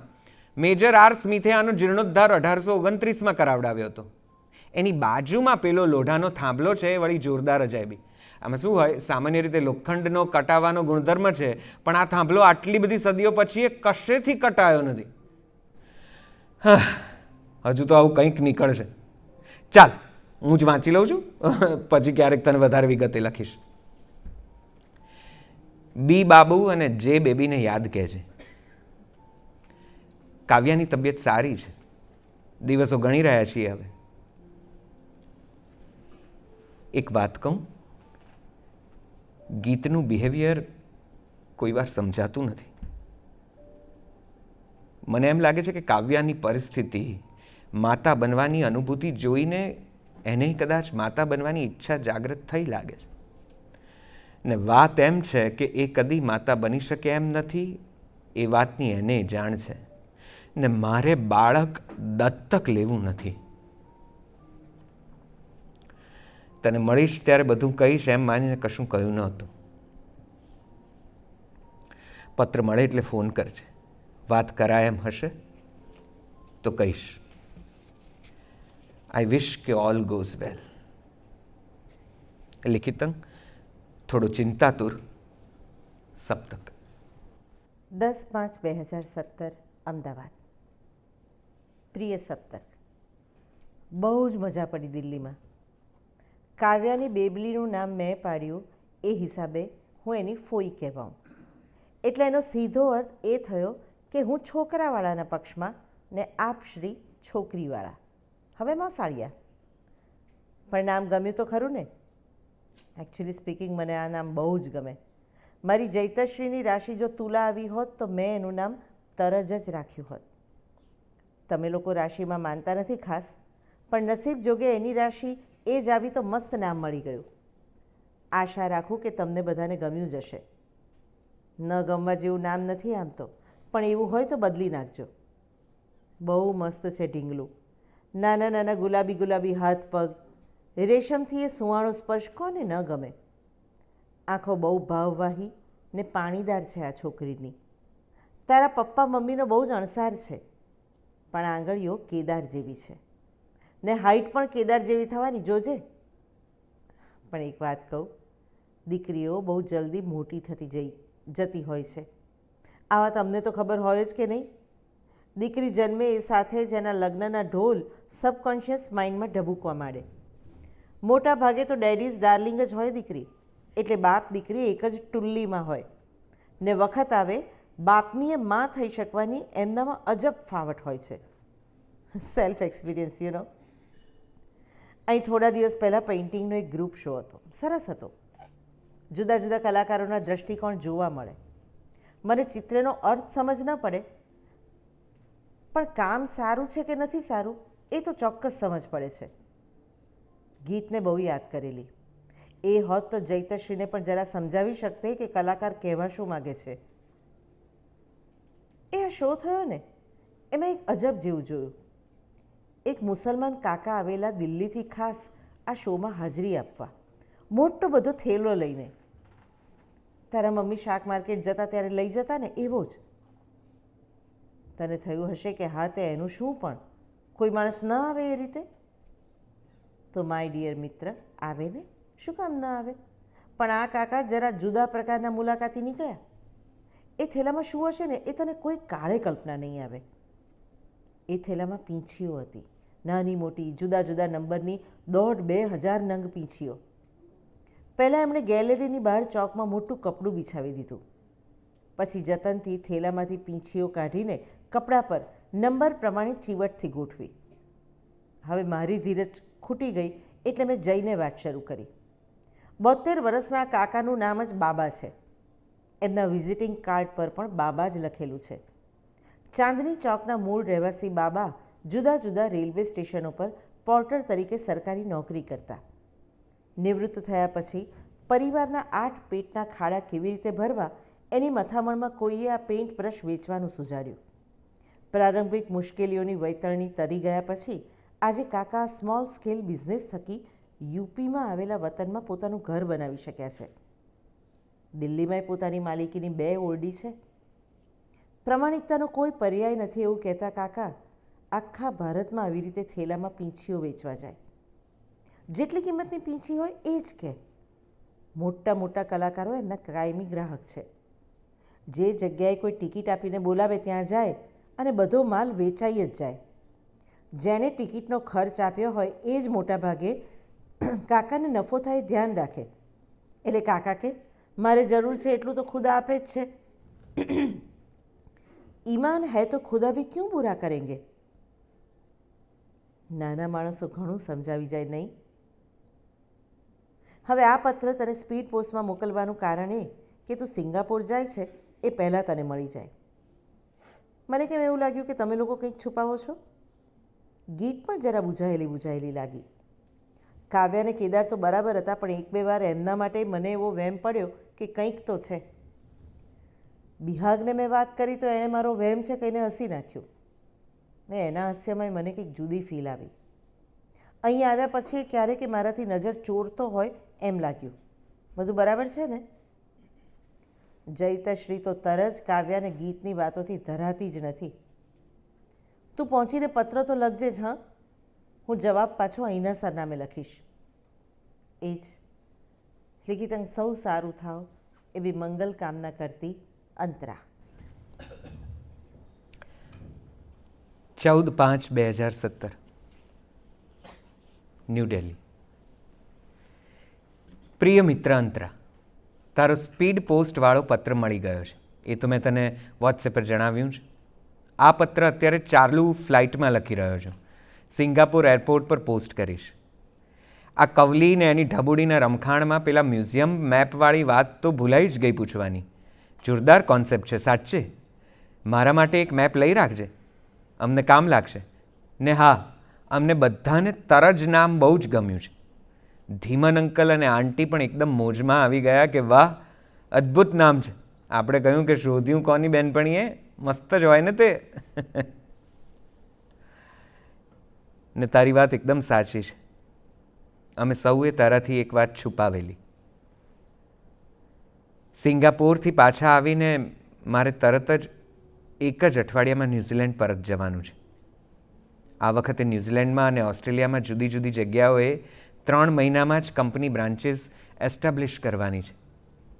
એટલે મારું કોઈ નિશ્ચિત સરનામું નહીં આપી શકું. આ વાત મને કઠે છે તો તને તો કઠવાની જ. મને કાવ્યાને અને બેબીને મૂકીને હમણાં ક્યાંય નહોતું જવું.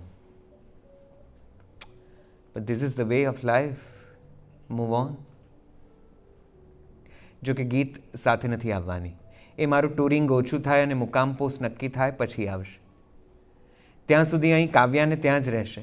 કદાચ તારે ત્યાંય ટપકી પડે. રાખશે ને? સાલું માયા બંધાઈ જાય ને પછી બહુ તકલીફ પડે છે. પત્ર નહીં લખી શકાય એ વ્યથા તો છે જ, પણ સાથે એટલું આશ્વાસન બી છે કે આ વખતે સાવ કહેતા સાવ ક્લુલેસ નથી એકબીજા વિશે.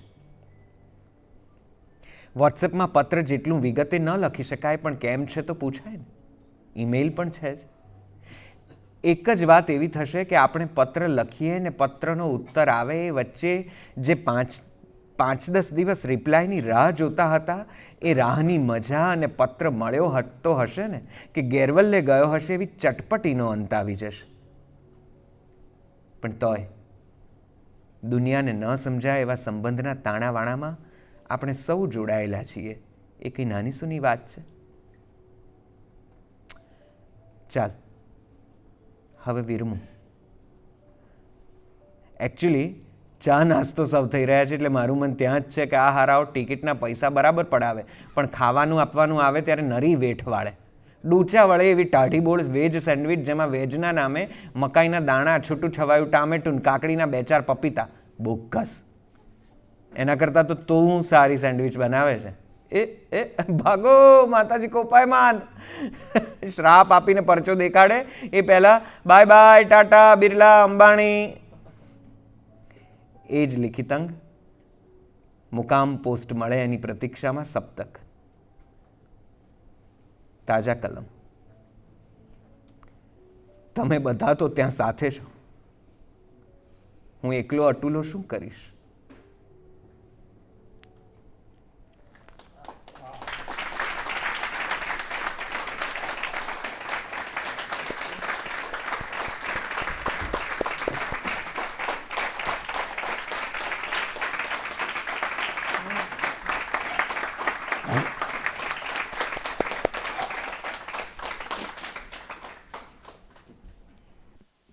ખાસ આ અંતરા અને સપ્તક આજ સુધી મેં જોયા નહોતા, માત્ર વાંચ્યા હતા. આજે પહેલી વાર મેં જોઈ લીધા અંતરા અને સપ્તક. કે આ પુસ્તક જ્યારે વાંચ્યું ત્યારે મને મનમાં હતું કે કોના ચહેરા ગોઠવું એમ. પણ હવે જ્યારે ફરીવાર આ પુસ્તક વાંચીશ ત્યારે મને સતત આરતી વ્યાસ પટેલ અને નૈશિત પુરાણીનો અવાજ સંભળાશે. એટલે તમારો બંનેનો ખાસ આભાર કે આ પાત્રોને તમે ધબકતા કર્યા. અને આપણે વાચિકમની જે કળા છે ને એ કળાની મજા જ એ છે કે એ દ્રશ્યો તમારી સામે ઊભા થાય. પત્રોની વચ્ચે સંતાડેલી લાગણી પણ છલકાતી જાય. એટલે આ બંને મિત્રો પોતપોતાના ક્ષેત્રના મહારથીઓ જ છે, પણ એ કેમ મહારથીઓ છે એનો ફરી એક તમને પ્રમાણ આપ્યું. એટલે એકવાર ફરી આ બંને મિત્રો માટે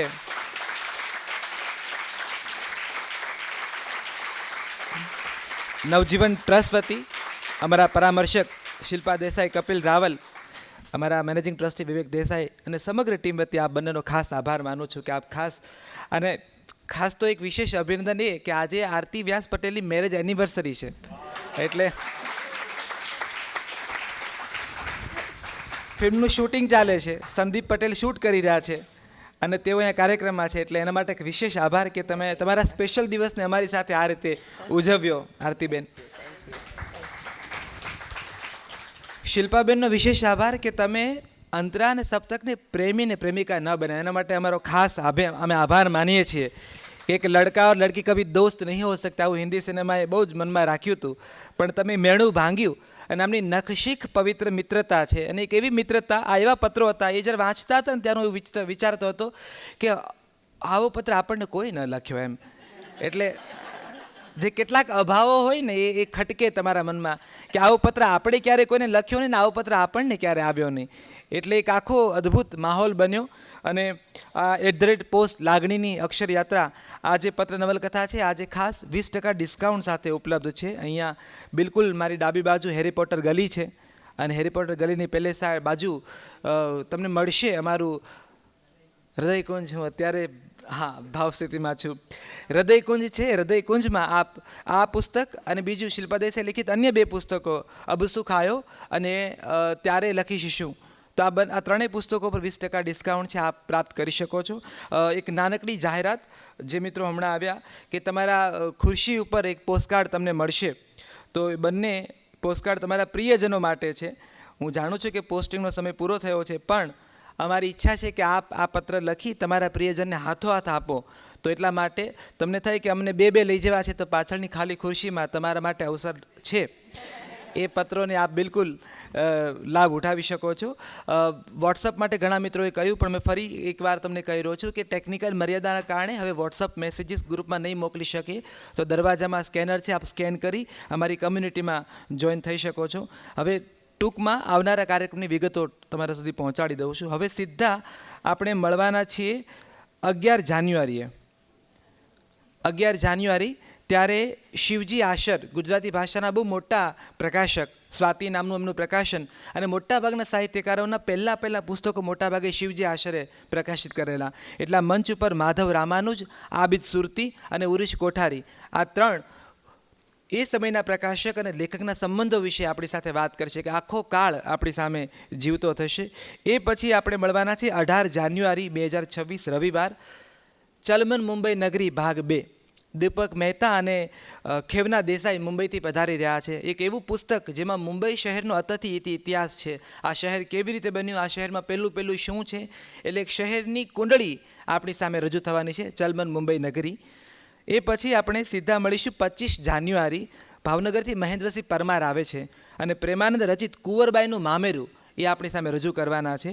તો એના માટે આપને સાદર આમંત્રિત. પછી 8 ફેબ્રુઆરી ત્યારે મનીષા જોશી આવેલા છે અમેરિકાથી, અને કાવ્ય ગોષ્ઠી ઉપક્રમમાં કંદરા, કદમૂળ આ બહુ જાણીતા એમના કાવ્ય સંગ્રહ છે. અને ગુજરાતી ભાષાની એક નક્ષિક સુંદર અભિનેત્રી, એક નક્ષિક સુંદર કવયત્રી છે મનીષા જોશી. એ કવિતાઓ વિશે વાત કરશે, કાવ્ય સર્જનની પ્રક્રિયા વિશે વાત કરશે, એમાં તમને બહુ રસ પડશે. 15 ફેબ્રુઆરીએ રવિવારે બિરેન કોઠારી, વ્યંગચિત્રોમાં ગાંધી, ભારતમાં કાર્ટૂનમાં ગાંધીજી કેવી રીતે ઝીલાયા છે એના વિશે સુંદર મજાનો અહીંયા આપણને લાઈવ ડેમો આપશે બિરેન કોઠારી. એ પછી 22 ફેબ્રુઆરીને રવિવાર ગાંધીજીને 3 સાહિત્યકારોએ પોતાની બારીએથી જોયા છે. એ 3 સાહિત્યકારો છે સ્વામી આનંદ, કાકા કાલેલકર અને મનુભાઈ પંચોળી દર્શક. આ 3 લેખકોએ એક પુસ્તક ગાંધીજી વિશે લખ્યું છે. તો એ એમની બારીએથી દેખાતા ગાંધી કેવા છે એના વિશે અજયસિંહ ચૌહાણ, ધ્વનિલ પારેખ અને લલિત ખંભાયતા વાત કરવાના છે. તો એ 22 ફેબ્રુઆરીના કાર્યક્રમ માટે આમંત્રિત કરું છું. એ પછી માર્ચ મહિનામાં તારીખો નથી કહેતો, પણ કાર્યક્રમ કહી દઉં છું. બાલ મુકુંદ દવે વિશે આપણે કાર્યક્રમ કરવાના છીએ. ગુજરાતી સાહિત્યમાં ખૂબ મોટું એમનું પ્રદાન, અને પાઠ્યપુસ્તકમાં તો અલ્લગ દલ્લક ઝાંઝર ચલ્લક કે જૂનું ઘર ખાલી કરતા આવી કવિતાઓ આપણે ભણ્યા જ છીએ. એ બાલ મુકુંદ દવે નવજીવન ટ્રસ્ટમાં નોકરી કરતા હતા. એટલે અમારા પોતાના કવિ એવા બાલ મુકુંદ દવેની કવિતાઓ વિશે અને એના જીવન વિશેનો એક સરસ મજાનો ઉપક્રમ યોજાવા જઈ રહ્યો છે.